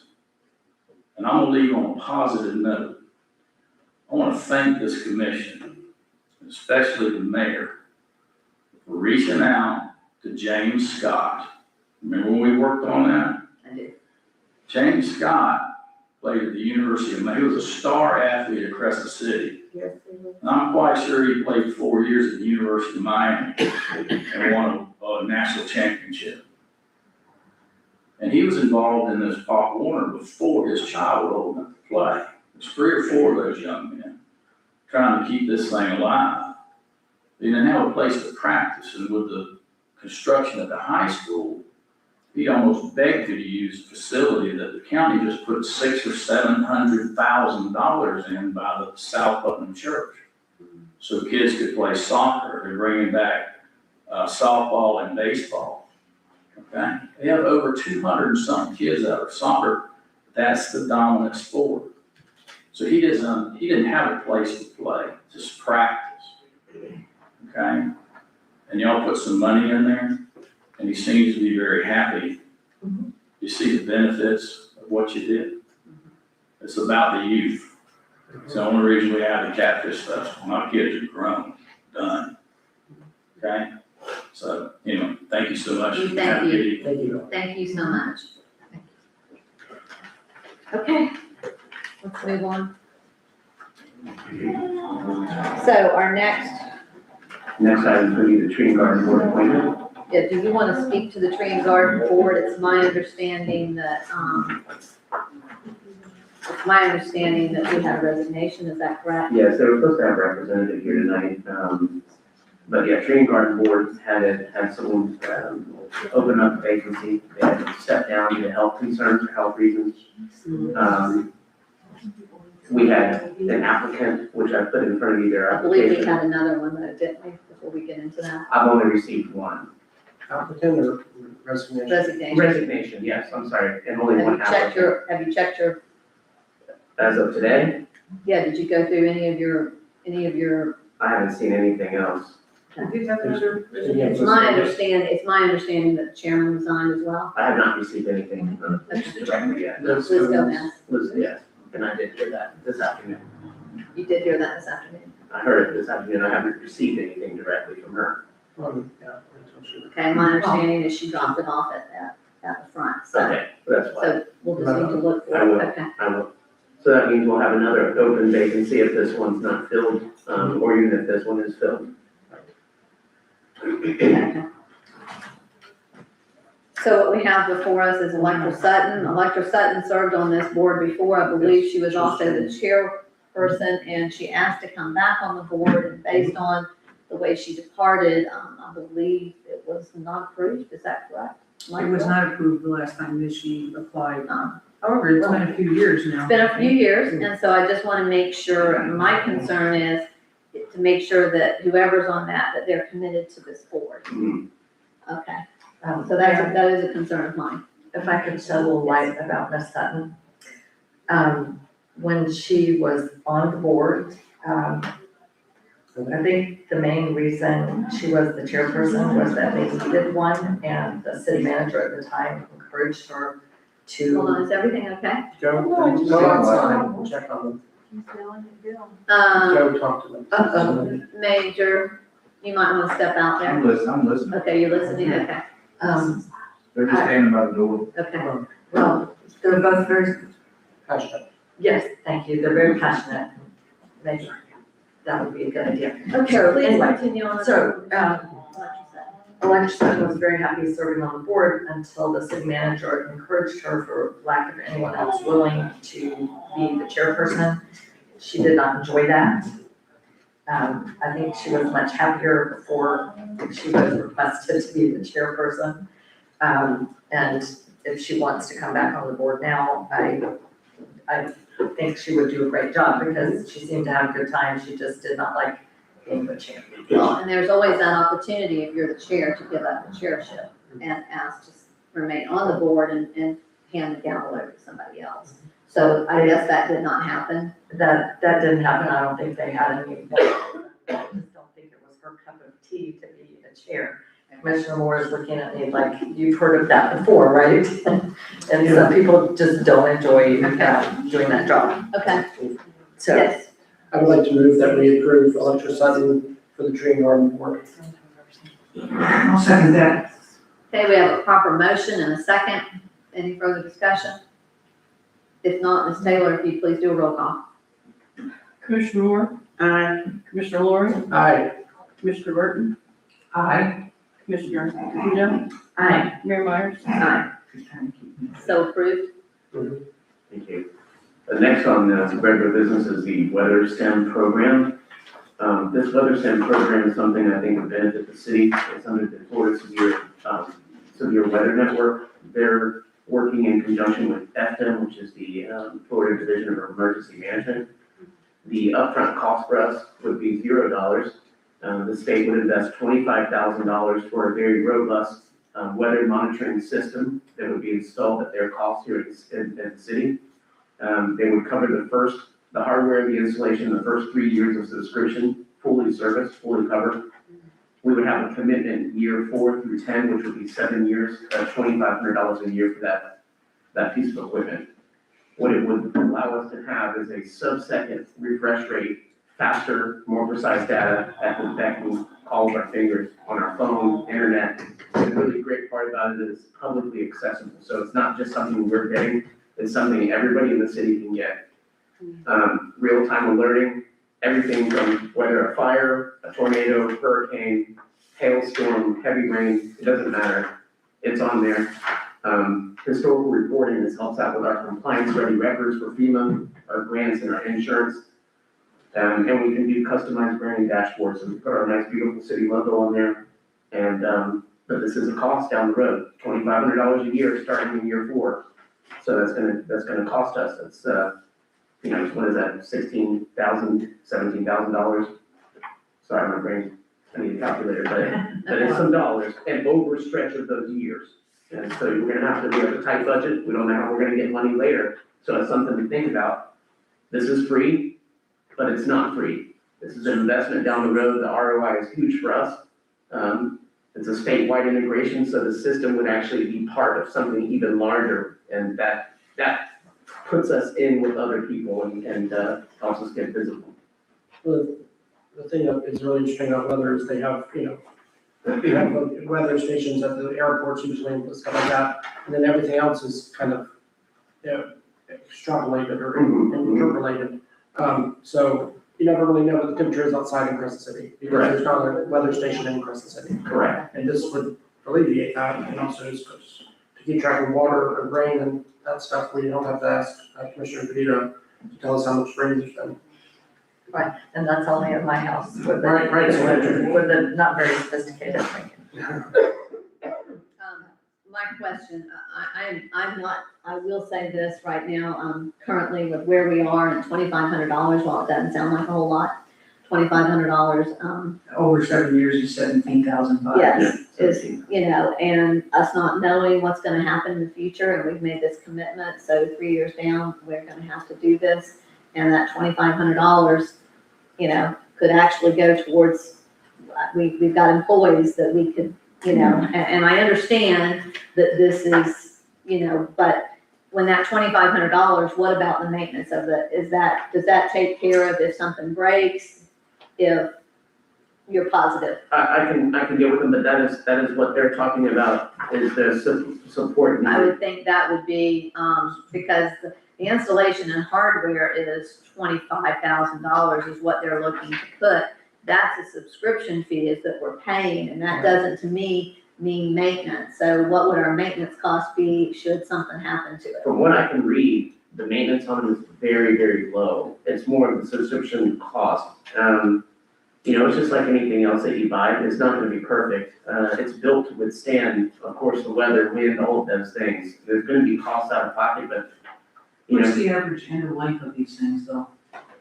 well, That's a question I'd ask them. I Right. should know that answer. Is it 10 years? I think it's 20 years. Okay, I'm just saying. From the research that I looked at, they last a lot longer than just the 10. That's just when you're supposed to keep them up till. Okay. Yeah, and you may have to replace, you know, solar panels and things of that nature. You could have something hit that solar panel and it could bust out. No, yeah, there's money usually involved. in Sensors. maintaining and things like that. Yeah. I mean, I would like to see, rather than this, we need cameras in our parks, we need Yes. cameras in the city, and we don't have cameras in our city. And so, I mean, so that's just where I'm going with Right, that. and we've talked about that, looking at other options as far as grants for those. This is in that similar fashion, being a grant or being that they would be willing to come in and give that equipment. But again, this one, you are investing as well. And again, for 5.5 years, I've been asking for cameras, that we don't have, that we need cameras, and I've been told that we're gonna get grants, and we still don't have.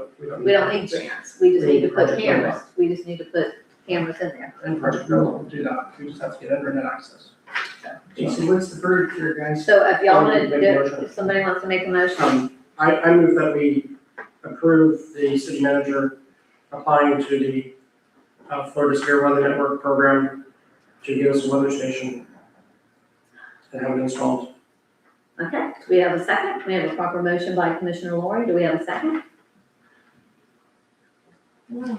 Well, I'll second it for the sake of discussion, but what was the thing about NOAA will help us with the cameras in the park? No, that's That's the not, Project NOLA. no Oh, law, Project no law. No, Got it, no. got it, got it. Okay, I was thinking NOAA. This is weather. NOAA, the weather's more than NOAA. So Mayor, I have another question, Uh-huh. just procedurally.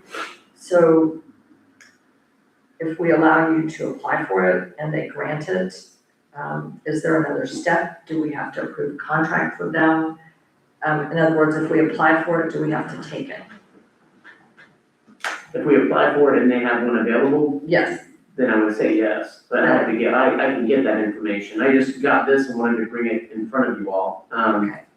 You know, another thing, and I understand about unforeseens. I think one thing that I like about this more than anything is about the unforeseen, and that is the capability of helping us out analytically when it comes to unforeseen weather conditions, whether it's hurricanes, fires, windstorm, hail. This helps us, you know, with our compliance ready records. It'll give us those records to give over to FEMA, you know, and FDA for that case, for that matter. For instance, some of the things that we had for the roof over at Dexter, some of the things that happened to our docks, that weather station gives them a day where you had those special weather events that says, hey, this is what caused the damage. It helps us out, and it helps us out with their insurance. That could be something that could offset the cost. But I do understand what you're saying. Just like when I came in the first couple of months and we started pounding down where we could save money, and we saved that $90,000 on insurance. We're gonna continue doing the same. I'm gonna continue doing the same to find out where we can get some of this money, where we don't have to spend it so much. we'll find that $2,500, Mayor. If you allow me to go after this, I promise you I'll find it. That's a commission decision. Mayor, I share your concern about uncertainty with our finances. I mean, this year, we had, the drop in our assessed value because of the tangible personal property valuation, correct? That should improve. That was from 2 years ago. Right. It was, yes. So that should be It ended. should end. However, we are looking at, we don't know what is going to happen with the property tax proposals. They are moving into the legislature. We don't know what our revenue stream is gonna look like. The local business tax, pulling that back is moving forward. And as well, there's a high certainty that the sovereign immunity levels will rise potentially drastically or potentially in line with inflation, and that will probably affect our insurance. I mean, I think there's a lot of uncertainty out there. And then unfortunately, the next item on the agenda has to do, having to do with commission compensation. We have not, we haven't addressed that, and I think that has a big price tag on it. But the city manager gave me to understand that the weather STEM program is first come, first served. It is, you're correct. We got 41, it says 41 available. So I don't know, this is really, this is to me, a bit of a gamble. Well, we have a proper motion and a second on the table, a proper motion by Commissioner Lori to approve this and a second by Commissioner DeVito. If there's no further discussion, Ms. Taylor, if you would please do a roll call. Commissioner DeVito? Nay. Commissioner Lori? Aye. Commissioner Moore?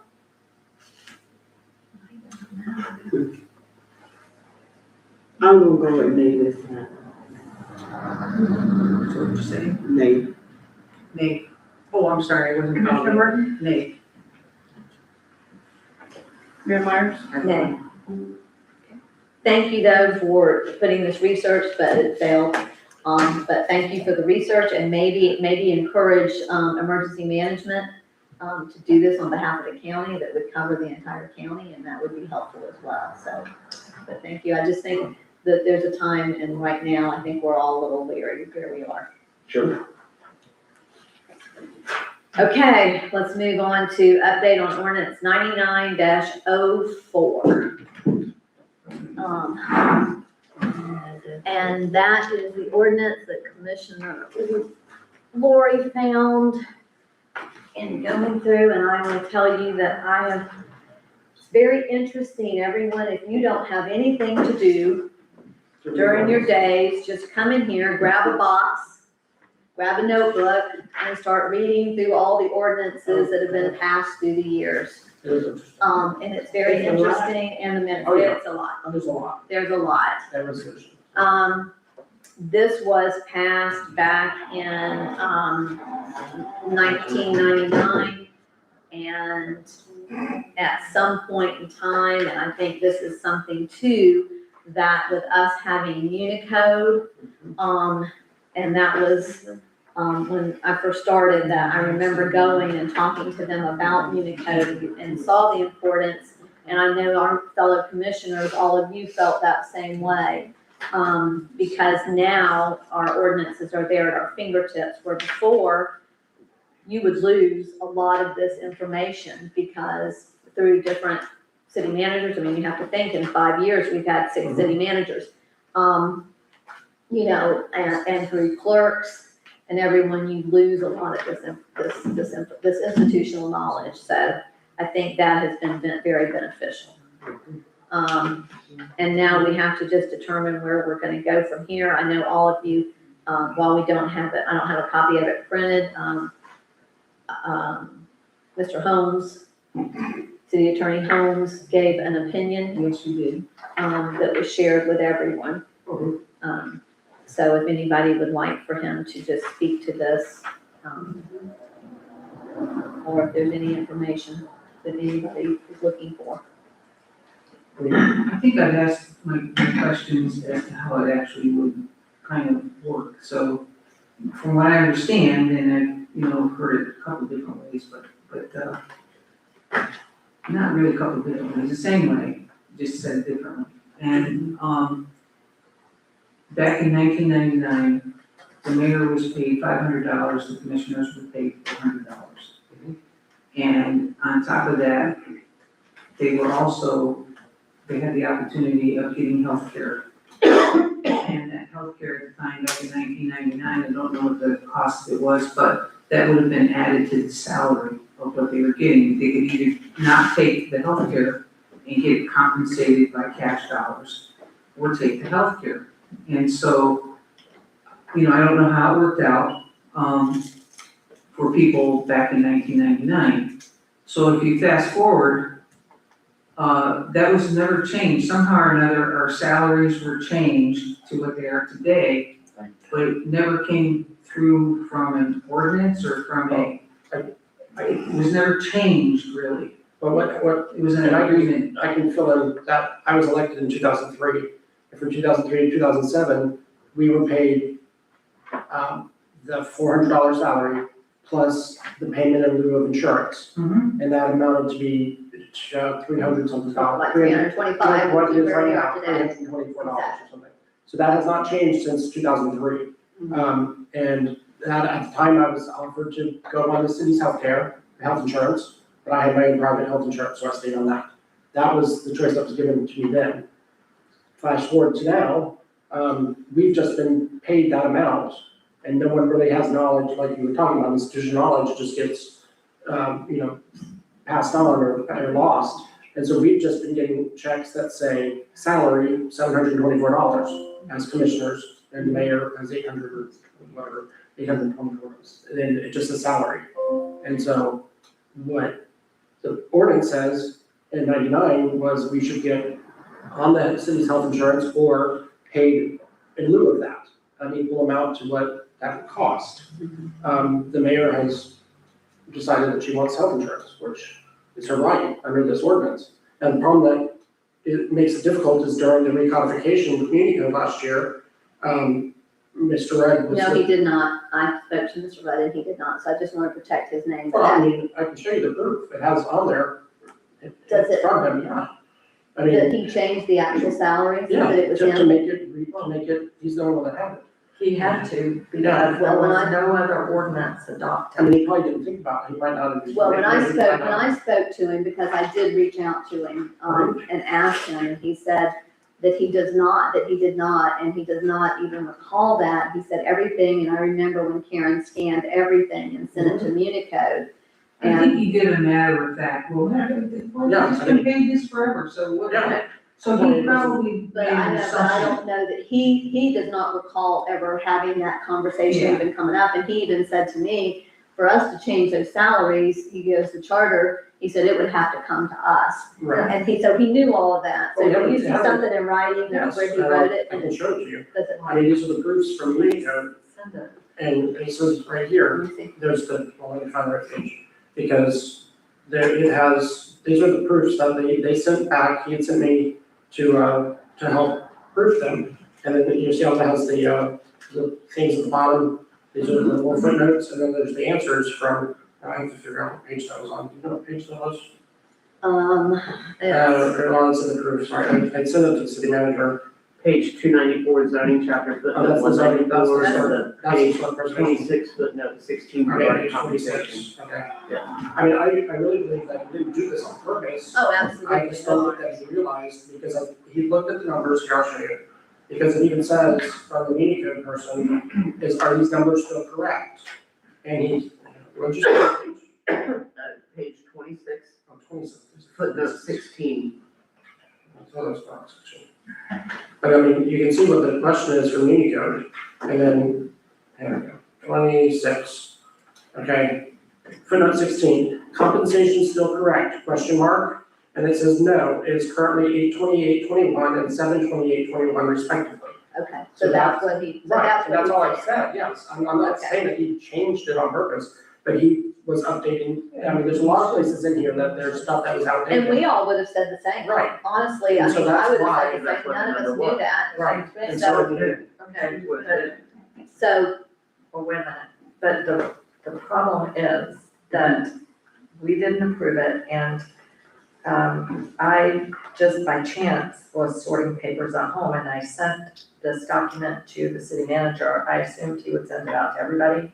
I asked him to send it to Mr. Holmes. I'm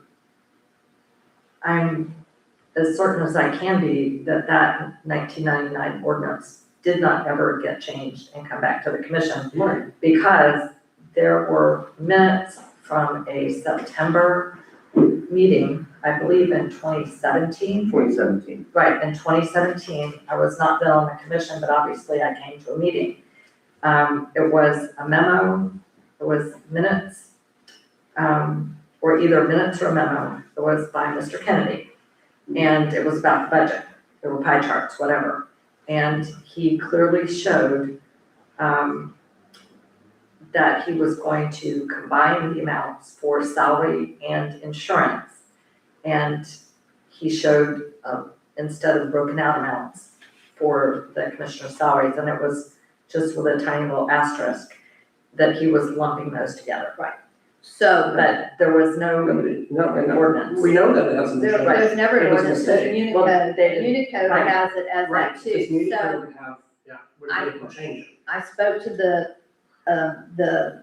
city commissioners, the two, Commissioner Froelich and Commissioner West, and both of them said neither one of them needed insurance, they took the supplement instead. Right, numbers. And I spoke to, Mr. Kennedy about it, and Mr. Kennedy felt like sometime, like around 2010, somewhere between 08 and 2010, that they did possibly a resolution or something to that effect. Of course, that will never trump an ordinance.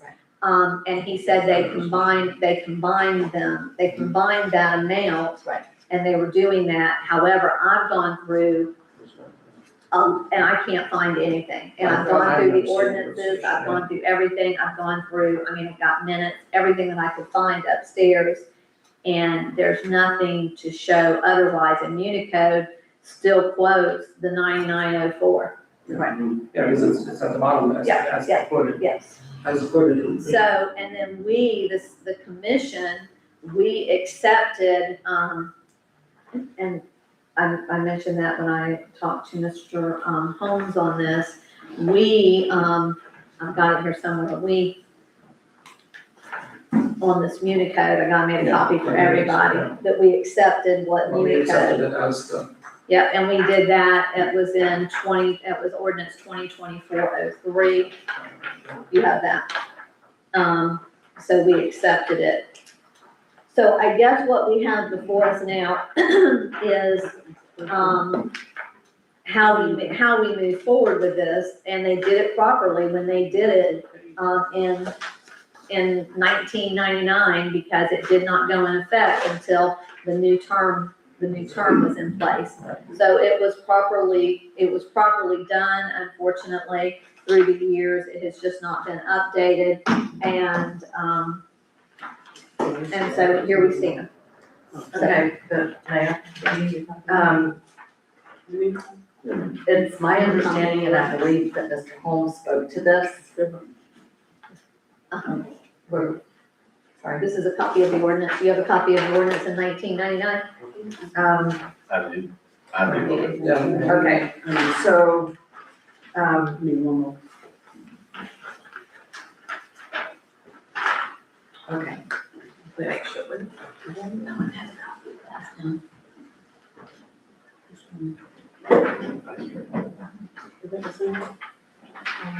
Go ahead, Commissioner Vita. Okay, so whatever happened, someone made a mistake. Either our staff and Unicode made a mistake. And I believe that Mr. Holmes spoke to this. I think, Mr. Holmes, you're working on the burn ban thing. He's got that, I've it's been done, through it's that. done, Okay. it should be in front of you. And I thought I had Mr. Holmes' email, but we passed the Unicode When did we pass the new code? 2024. 2024. Right, in 2024. We passed, the final reading was, June 13th, 2024. Okay, so I guess what we need to do is, how do we fix this, Mr. Holmes? I think you're going to need an ordinance that is effective upon the next term of commissioners. Well, An ordinance that, Well, if you're going to increase your compensation, obviously your charter requires that it be done by ordinance. If you're simply going to authorize the payment of the money for health insurance in lieu of coverage, I think that's something that you can do by resolution or whatever. I mean, that's already in place. That ordinance, that allowance was contained in the 99 ordinance. It's already there. It says you either get health insurance coverage or the amount of coverage that would be applicable and you get that in lieu of the amount of money in lieu of the cost of the coverage. That's already in play. So as far as I'm concerned, to do that, you can simply make that election. I don't think there's a problem with that because that tracks the current ordinance. So in my opinion, because the 99 ordinance says you can have either, although it fixes your salary at a certain amount, I think you can elect to go on coverage, or you can elect the amount that would, an amount equal to what it would cost to insure you under the city's health plan. so how would we, in that given, if we let this stand as it is, how do we fix what is in Unicode? How do we correct that? They just need to be advised. I think that there's an error in your code. I wanted to see the ordinance. Remember when I was talking to you today, I said, if you guys adopted the Unicode by ordinance, then you might have a basic safety net. But I'm looking at this that states additions or amendments to the code when passed in such a form as to indicate the intention of the city commission to make the same a part of the code shall be deemed to be incorporated in the code, so that reference to the code includes the additions and addendums. Ordinances adopted after September 28, 23. An amendment referred to ordinances that have been codified in the code shall be construed as if the amendment refer. So, I mean, from my perspective, it was a mistake. And I think that setting compensation based upon what the charter reads, it shouldn't be implemented by a mistake in basically the writing or of the Muni code or the transfer of the code to the Muni code. So I think that they should be advised that that was a mistake. They were given, not saying they made a mistake, not mad at anybody, but they were given erroneous information inadvertently and they need to correct it. To make that right, correction. and Mayor, if I could, they didn't ask, I think they did make a mistake and they should be cognizant of this, not that we are angry at them, but they should have asked for verification. They really should have. And they just said, there should have been a piece of paper that went with it. There was a lot. I mean, they had a lot that they were going through, and so That's we what had they evidence, do. but I know That's that. why they worked on it for a year and a half. Yeah. How do we fix this? I think that's like what, Mr. Holmes is saying, so we would just have a formal letter from the city manager stating that, there was an error. Is that correct? Yep. And please correct this Right. error to read accordingly.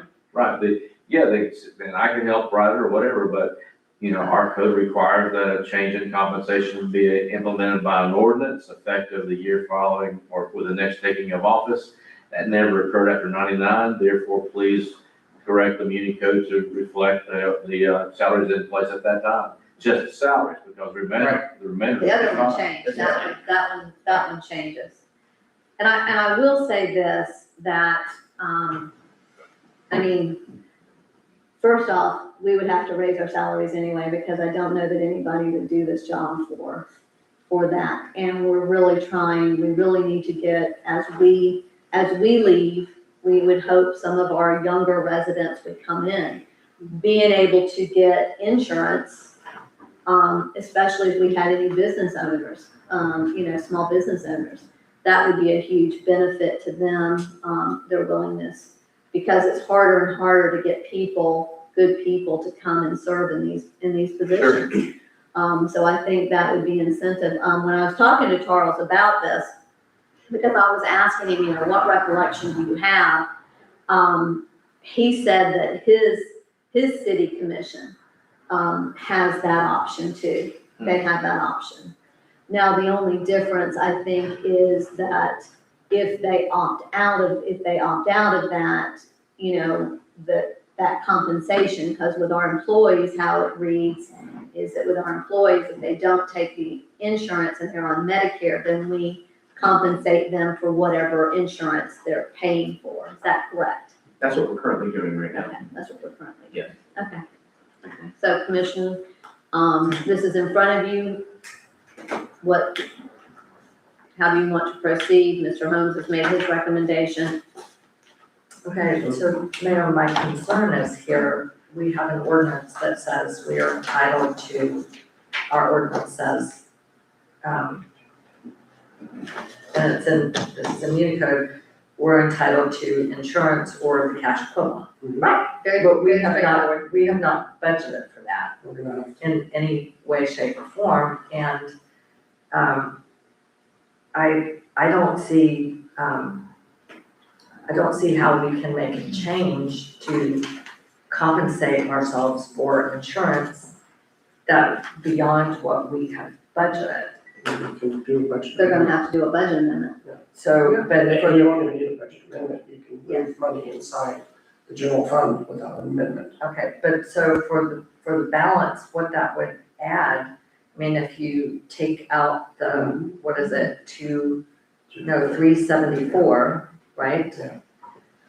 If you take the 374 that's now part of the commission allowance for insurance, and I guess for the mayor, it would be 274. No, she gets the same amount. I get the same amount, I get the same amount. So what you're doing is all of us will drop back, our salaries need to drop back to, you would be paid 400, I would be paid 500. And so that's what we would have to drop back to. So what would happen, exactly, so what would happen is that difference that they had been paying, the commissioners, not just us, but the commissioners since this was passed, that difference, okay, that's going to come off, that's already accounted for in your insurance. So you're going to, where are we right now, a little over $1,000 for insurance, Steve? I think 1,100. 1,100, okay. So you would get an additional, subject to possibly an additional $800 a month, because you're not gonna get that full amount, because you're already getting the 300 plus. I know that, so what I'm trying to say So is, what's your point? my point is, there is a monthly amount would be approximately 5 times 7 or 800 is either, pardon? 4, because the mayor's not gonna do that. 4, but she's not gonna get I one. give insurance instead of the payment. Okay, but we pay for the insurance. Okay, so it's still money, it's either being paid to us or to the insurance company. So for 5 members of the commission times 700, that's 3,500 a month, just for the balance of the year, if we started in March, that would be $30,500, and as a rough ballpark, very rough, that we have not budgeted for. And we don't have a lot of fat in our budget. Regardless of whether we have fat in our budget, we have an ordinance sitting in front of us that tells us what we should do. And so that's where we are right now. So that we have a ordinance sitting in front of us that tells us what we should be doing, and we have not been following. Correctly. It should have been paid out every year. That's a lot of money for Crescent City, so I have a question for the city attorney. We didn't budget for this, do we have to pay ourselves for the full amount of the insurance? Can we pay ourselves less, even though the ordinance says that we're entitled, I mean, that. Let me go back and look at the, charter real quick. I think I don't know if it says shall or may. I'll have to go back. This one in the ordinance says shall in addition to the amount received as salary be entitled to health insurance, or an amount of compensation equal to the cost of coverage for said individual mayor, commissioner, or other individual commissioners under the terms of the city's group health insurance coverage. So, I mean, I think that you can always turn down money, but, you know, as far as the commission making a decision that the money won't be paid, I think that would run afoul of what you've got in your ordinance. So if some commissioner doesn't want it, you know, they can always say they don't want it and it stay in the budget, or they can shift it to a different account, or it's basically their money that they're basically paying back. So. Well, you know, we've been able to find money before. Every year we seem to be able to find money, to pay for interim managers, to pay for, to increase our CRA, assistant, manager positions. We have always been able to find, money in our budget to do some things that I don't know where that money comes from. I do know that, you know, we have tried to put about 75,000 into a bank account so that we can get some interest on it and grow that into more money, 750,000, excuse me. Should give us about 37 roughly. Yeah, you know, so I mean, there's ways, and I think there's ways that we've been trying to do those things, so, I think we should let Steve sharpen his pencil and start looking at things and seeing where we can come up with, that money. Well, I mean, I understand what you're saying, but you know, there just comes a time when you gotta do what's right, what has been on the books for so long and has been overlooked. I mean, I think the mayor is right in the sense that, you know, we have to move forward with our salaries, or we will not get anybody that's interested in these positions. And then where is it gonna go? How are things gonna go? You know, it's really hard to say. So. If I may, I think there's a happy medium here as well. I mean, you all have to think about the future of who comes in here. And you have to have a good base pay, correct? If someone's eligible for the insurance, the code right now, the ordinance says they get it. Maybe you come up with a different plan. If other people are eligible for something else, the city reimburses for that, maybe a cost savings for the city. You're gonna have mixed board up here every time. It's not gonna be the same. So you may have 2 people that need it, you may have nobody that needs it. I think you find a way to save what you can save, and of course it won't go into effect till next cycle, but maybe there's a way to cover everybody, but not get too crazy in the cost. I mean, if you did it today, the way it's looking, the mayor's gonna lose pay getting insurance. You're not gonna get another mayor to come in here for $500 a month. And it's just not gonna happen today.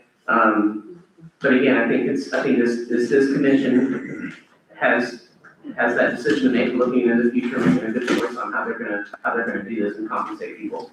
So let me go ahead and clarify what the ordinance says. The ordinance doesn't make it mandatory. It says the mayor, commissioner, and the other city commissioner shall, in addition to the amount received as salary, be entitled to individual health insurance coverage under the terms of the city's group health plan or an amount of compensation. So be entitled to means basically the option of the commissioner. So the charter says may, the commission may set, the ordinance says be entitled to. So in answer to the question that was put to me, no, I don't think it's required that the amount be paid, but I think that it does give the option to each commissioner and the mayor as to whether they receive coverage or an equivalent amount. I think it's at the discretion of each commissioner / mayor. And as far as the future goes, pass an ordinance, my recommendation would be that you get it's easy to do a salary survey of what commissioners are receiving around, not just around the state, because it's so, you have Tallahassee and then you have 2A. So I think the idea is that you try to find similarly populated municipalities, and League of Cities can certainly help with that. And when you look at those numbers and, well, it's for you to set, but I mean, we did that in the city of Palaco. We went ahead and got a salary survey of everything, in Florida that was, well, I think we had 30 or so cities that were in our, we thought in our rough, population range, and got the numbers from those, and then they took a vote. And that was not included in our survey. I checked with, Sheila, and that was when we did our salary survey, commissioner salaries. No, we had to do a separate one for commissioners too. We didn't do it when we did the employees. We did it when some of them wanted to raise. Mayor, if I could. Yes. We need to keep in mind, we already have one of the very highest millage rates in the state. City stats gathered by the League of Cities is a couple years behind. But I asked for the city stats. I think we can ask for so many, they don't give you the whole one, but you can ask for your, like what, our attorney has described. You can ask for so many, like 40 or 50 in your area, similar size, blah, blah, blah. And they do include salaries in that. And then you could call around and see what the most comparable jurisdictions maybe have done for whatever. But I'm just very concerned that we have not budgeted for this and we have a lot of needs. Well, I think, one reason why our millage rate is so high is we just haven't grown. Okay, we need to grow the city, and the way to grow the city is to have more development here, to have more jobs here, to have, the whole economic scene here has got to get better.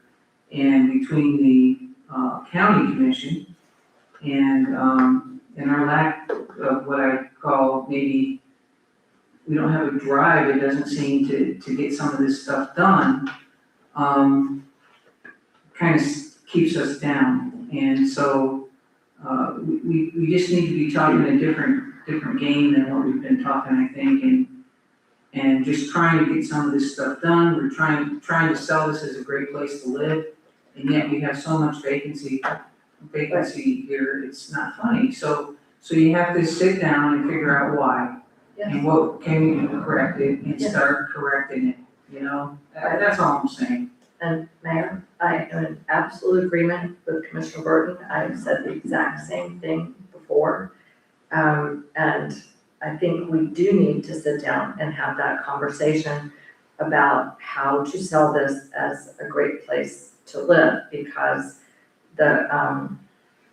we have a lot of infill that we need to do, and we have a lot to offer, but we're hiding our light under a bushel. And I think if we don't schedule time for that conversation, then we're not going to address it. So I think we need to schedule that time. And I disagree with you on that we're hiding our light around the bushel. I think we've all been working very, very, very hard to make the city grow and shine, and you've got to get people that are willing to come in and take a chance. And we've had people trying to, I've been a business owner, and let me tell you, it's a struggle. It is a true struggle. And when you don't have people coming by your business constantly, you can't survive. And even with the TDC, we just had a presentation because they're trying to do a big marketing. They're doing a rebranding for Putnam County, and they're trying to do a remarketing.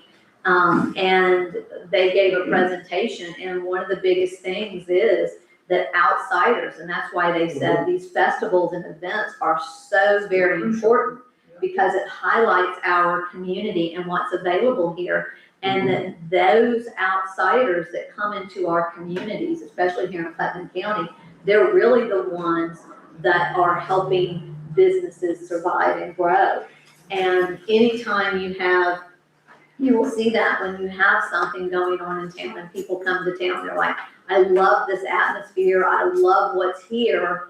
And I've got 2 houses across the street from me right now that are pending, 2 major houses right there on the lake that are pending. The one to the right of that has just currently sold. We've got 2 families moving in here into that house from St. Augustine. One's a young couple, and another one, they're retired.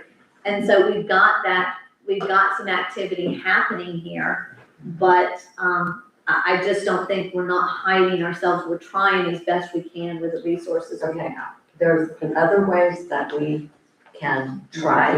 Let's, And others that's that for they think different that's- discussion. 10 minutes. And tonight, we need to move on with what we're talking about. So with this, where we are right now, I guess we Make just, a motion and vote. you're welcome to. I mean, Go ahead. we need some sort of action to take. I move that we have the city manager draft a letter of community code to fix the discrepancy in the compensation and to authorize him to implement the clause on ordinance 9904, allowing us to get health insurance or pay the cash equivalent of the group policy. Do I have a second? Can you repeat that, please? Which part?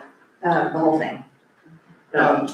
To authorize him to write a letter of community code to fix the discrepancy in the compensation of city commissioners, and also to have him instruct payroll to implement the health insurance coverage clause of ordinance 9904, which is not really our code. That allows us to have health insurance or get paid compensation in lieu of. Okay, do I have a second? I'll second that. Okay, so we have I a think that proper, sounds reasonable. we have a proper motion and a second, and the motion was made by Commissioner Lori to direct the city manager to write Unicode and have them correct the ordinance 9904 that they currently have on record with the proper salaries, and then to also instruct our finance department to go forward with, or payroll to go forward with either providing insurance at the discretion of each commissioner, is that correct? Or compensation in lieu of. Is that correct? Any other comments? Okay, so just listen, it's a lot, what we just said here. So basically what you're gonna do is take this back down to 500 and 400. And then move it, okay. And then you take insurance or you take pay the amount. I just wanna make sure in my brain that And it's, if you don't want to get paid that amount, you can. yeah, opt out. You can opt out. Correct. Yeah. Correct. You can absolutely opt out. So just my concern, Commissioner Burton said something important. She said something about we should ask our finance director to sharpen his pencil and find out where the additional funding would come from. But that's I think we need to do outside that. the realm of the motion though. Well, He needs to do that. Regardless, the motion doesn't have anything to do with that. No, it doesn't, but Because we still have to follow the ordinance. We still have to follow our code that's been in place since 1999. well, So I'm gonna go ahead, I Fine. think right now, in the essence of time, we've kind of beat this horse. Ms. Taylor, if you would please do a roll call. Commissioner Moore, Aye. Commissioner Burton, Aye. Commissioner DeVito, nay. Commissioner Lori, Aye. Mayor Myers. Aye. Okay, thank you. You've got your direction. Yes, sir. So in front of you right now, we have, the Town of Crescent City, it should be, we've got a couple of things on here that we need to, it's the I didn't city. get a copy of that. Am I the only one that got a copy? Oh, what now? Copy Yeah, because they okay. thought, No. yeah. And what? Yeah, because it also says town of Crescent City too. We're Yeah. not town. What are we looking I at? can make copies of that. I can print it out for everybody. Can you do that real fast? And do we need to extend the time of meeting? We Yeah, probably are yeah. going to, as soon as does he have a copy? I think he does have a copy, yeah. Don, did you give him a copy? And the mayor? That one. The Pam Bergman? gave it out, Pam gave it out. I drafted it and gave it to the mayor, but I haven't seen the copy that he produced. And actually, I did this on my computer right here, and there was a gap between parts of on the first page and the second. I don't know if he fixed that or not. Okay, so, can I get a motion to extend the meeting I move we extend the meeting 15 minutes to 10:15? to 10:15. Okay, do I have a second? So we have a proper motion by Commissioner Lori to extend the meeting to 10:15 and a second by Commissioner Moore. All in favor, please say aye. Opposed, nay? Okay. So approved. Commissioner Moore, in the meantime, she went to, yes, Emo. I always want to call it emu. She went to emo, this past weekend, and she brought back brochures for anybody that's interested. Thank you very much.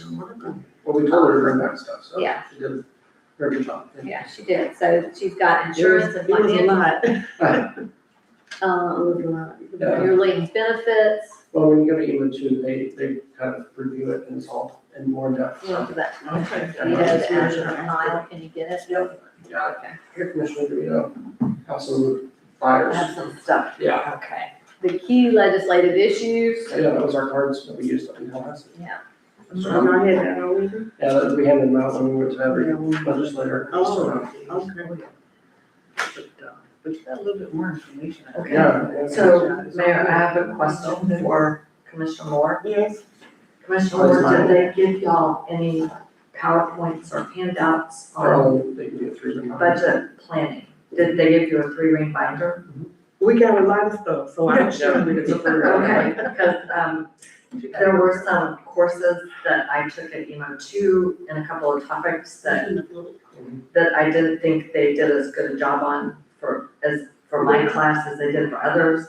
So there's a couple of subject areas I'd love to see sometime, what they put in your binder. I need to write emails too, I have to look. Oh, okay. I tried not to write in this binder, I don't think I did. No, you should, it should work. It's interesting they didn't have this because I'm sure you're following the legislation where, regarding, homeowners to be able to put another structure on for another Thank home. you. I think that's gonna go. Accessory building, Oh, no, I'm no, pretty no, sure, no, yeah, it's that's passed, Senate, it yeah. passed the Senate, it's Yeah, gone they into will the pass House. that, yeah. Um, They will pass that, and so, and it takes that out of our hands, basically, as long as it meets. as long as we are setbacks, Yeah. yeah. Which, I mean, I was on the policy committee last year for code compliance, development and redevelopment, and I really felt that every city and every person there on the policy committee was absolutely against ADUs, but the problem is, ADUs are not the problem. ADUs are actually a great way to have that missing middle housing option, and when you have seniors that are in homes that can't afford them, you can have a caregiver move in on the property with you, or even rent them out to your children that might want to come live with you, or, they're called granny flats, or, ADUs are not the problem. In fact, that's why we included them in our development code when we wrote it.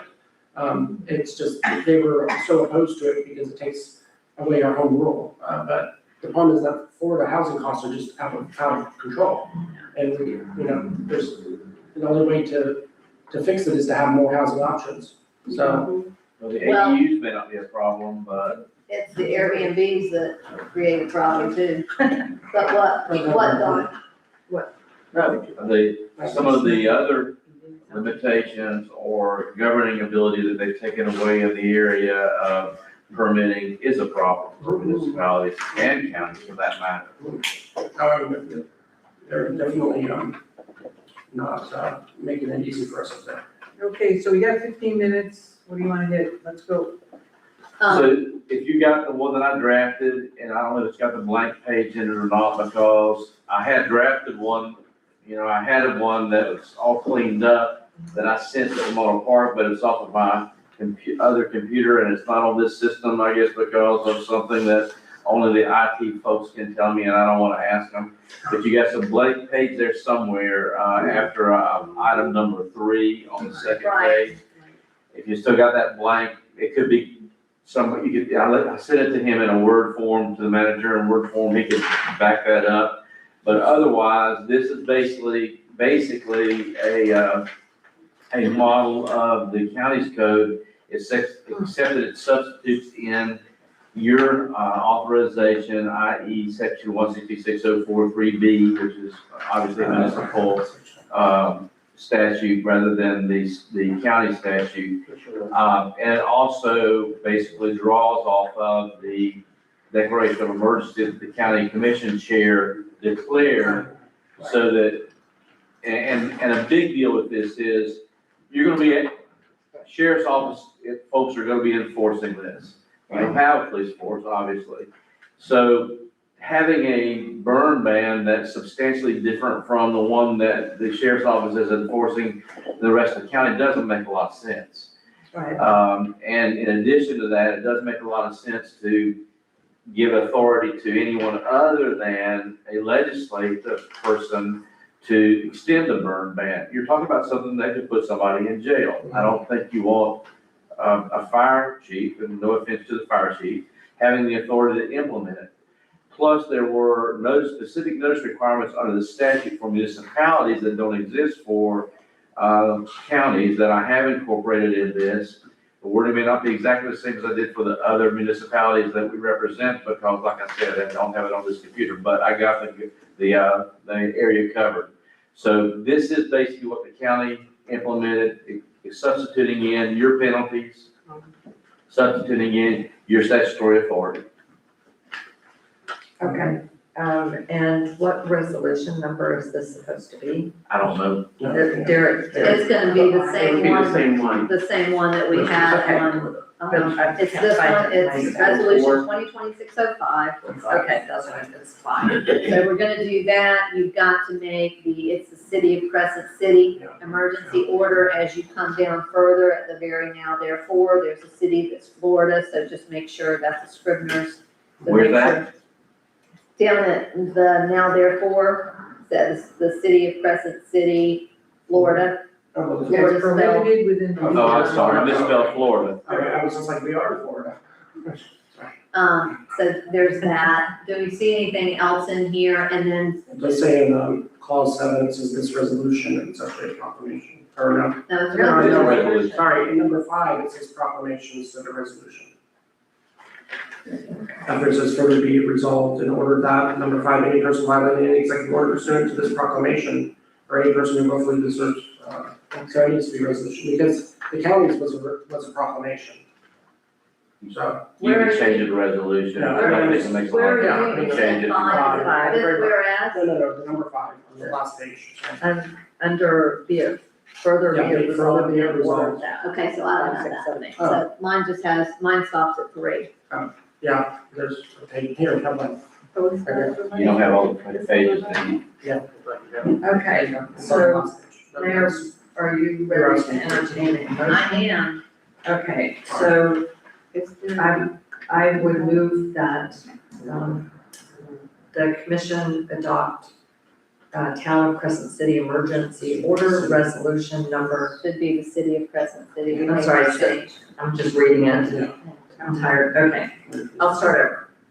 I move that the commission adopt City of Crescent City Emergency Order Resolution Number 2026-05 regarding open burning during the forest and brush fire declared emergency.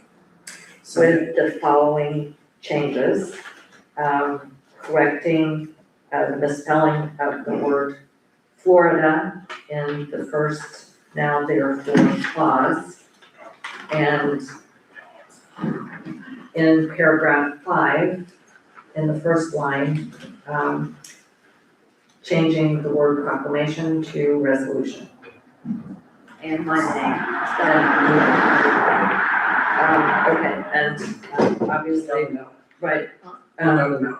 correcting the spelling of Mayor Meyer's name with one L. Second. First name. It's all included. Yeah, that's already done. Okay, so we have a proper motion. Do I have a second? I did, second. Okay, so we have a proper motion from Commissioner DeVito. This has to pass by 2/3 vote, by the way. Your authority for passing it without advertisement is the statute, okay? And we have a second by Commissioner Lori. Ms. Taylor, if you do a roll call for us, please. Commissioner Burton? Aye. Commissioner Moore? Aye. Mr. Lawrence? Aye. Commissioner DeVito? Aye. Mayor Myers? Aye, so approved. And Mayor, if I could just call our attention, This has the provisions against parking vehicles with catalytic converters in high grassy areas and growing matches, cigarettes, or other similar items from vehicles. Thank you. Which is all a good thing. Yeah, okay, so, we've got in front of us, you've got the city manager's report. Do we have, does anybody have anything that they have questions? Is there anything that anybody needs to go over? I just would appreciate it if he would give us an update, maybe, by an email about our status in filling positions. That would be helpful. Okay. Steve, you can probably, tell us on the AP position, you're doing interviews, you've done interviews, correct? Correct, and actually, we just got another resume today. Okay. So I'm gonna talk to Sheila about getting that scheduled and person as quick as possible. Yeah. We do have a date on when these things close, right, so that we can make a decision, or are we gonna just wait and keep it? We don't make it long. We don't make it, We don't make the decision. They No, I'm talking to Steve, we Okay. should have a date where, you I know, think it's open-ended. the application is done, okay, as of this day. Yeah, it was gonna be done today, but we just got this last one today, so this is. Okay, yeah, other than, cause, I know. yeah, you can't keep dragging it. If everybody, I do have something I just need to bring to your attention, and then we can finish this up, but I do need just some direction. Mr. Taylor, yes, Mr. Robert Taylor, the architect, he has recommended, it's his wish, actually, that we have an additional site, so that he has, an additional site to look at, should something happen with this one. Mr. Harris has identified several lots that are over on 308, actually just right there from Mount Tabor, the church. And, 2 churches own those, and it would be, more than sufficient space.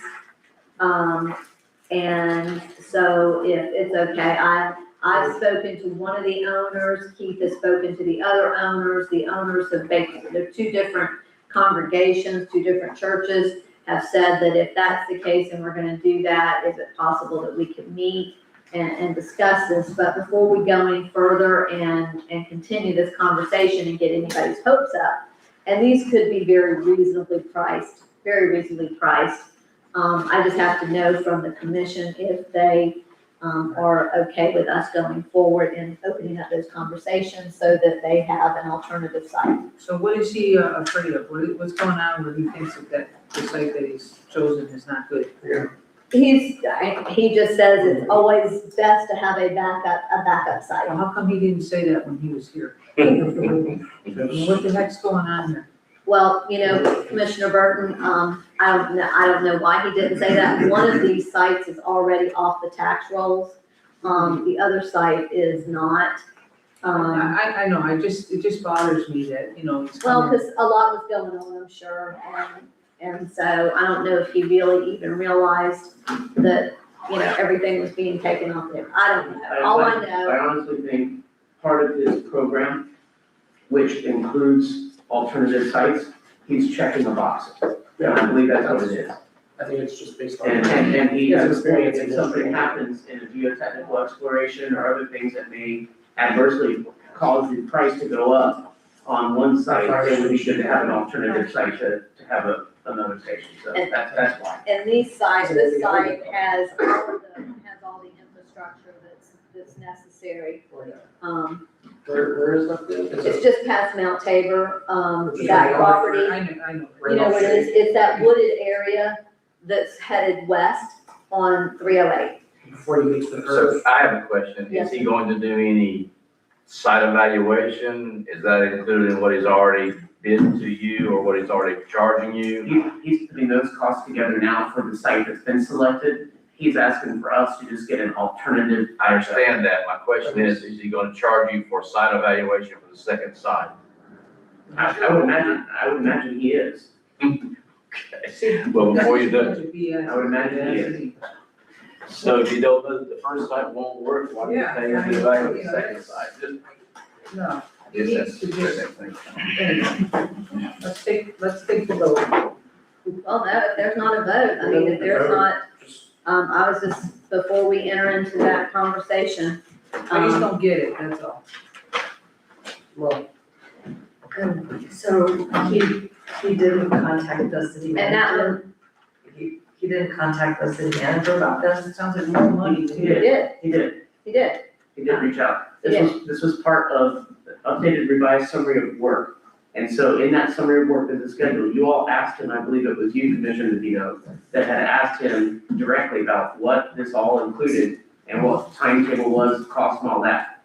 When he got back and was going through his notes, that was part of something that wasn't covered, which was an alternative site solution in case our selection did not work out. That's all. Okay, So before we get a plan on second place though, right? We ought to see if first place that doesn't work. Correct. And only wanting is a backup for us to know if that's not gonna work when they're doing their actual geotechnical investigation, we have somewhere else to go. well, That's not a joke, I think. if I could. Yeah. To me, this just points to the benefits of having someone like Mr. Taylor put things in writing to us in the very first place, the very first time he comes, instead of just speaking it to us, because possibly he just left something out, and that's not beneficial for us. That's why, put it down, make a plan of work, show us what it is. Okay, so there we go. Can I have a motion to adjourn? I move we adjourn. Okay, we have a proper motion to adjourn by Commissioner Lori. Do I have a second? A second. So we have a second. We, all in favor, please say aye. Aye. This meeting's adjourned at 10:11 PM. Thank you all very much. Thank you very much. Now, take me home. You're going to start? Now I have to be a start because I live in St. Augustine. Oh, And I've got a business meeting.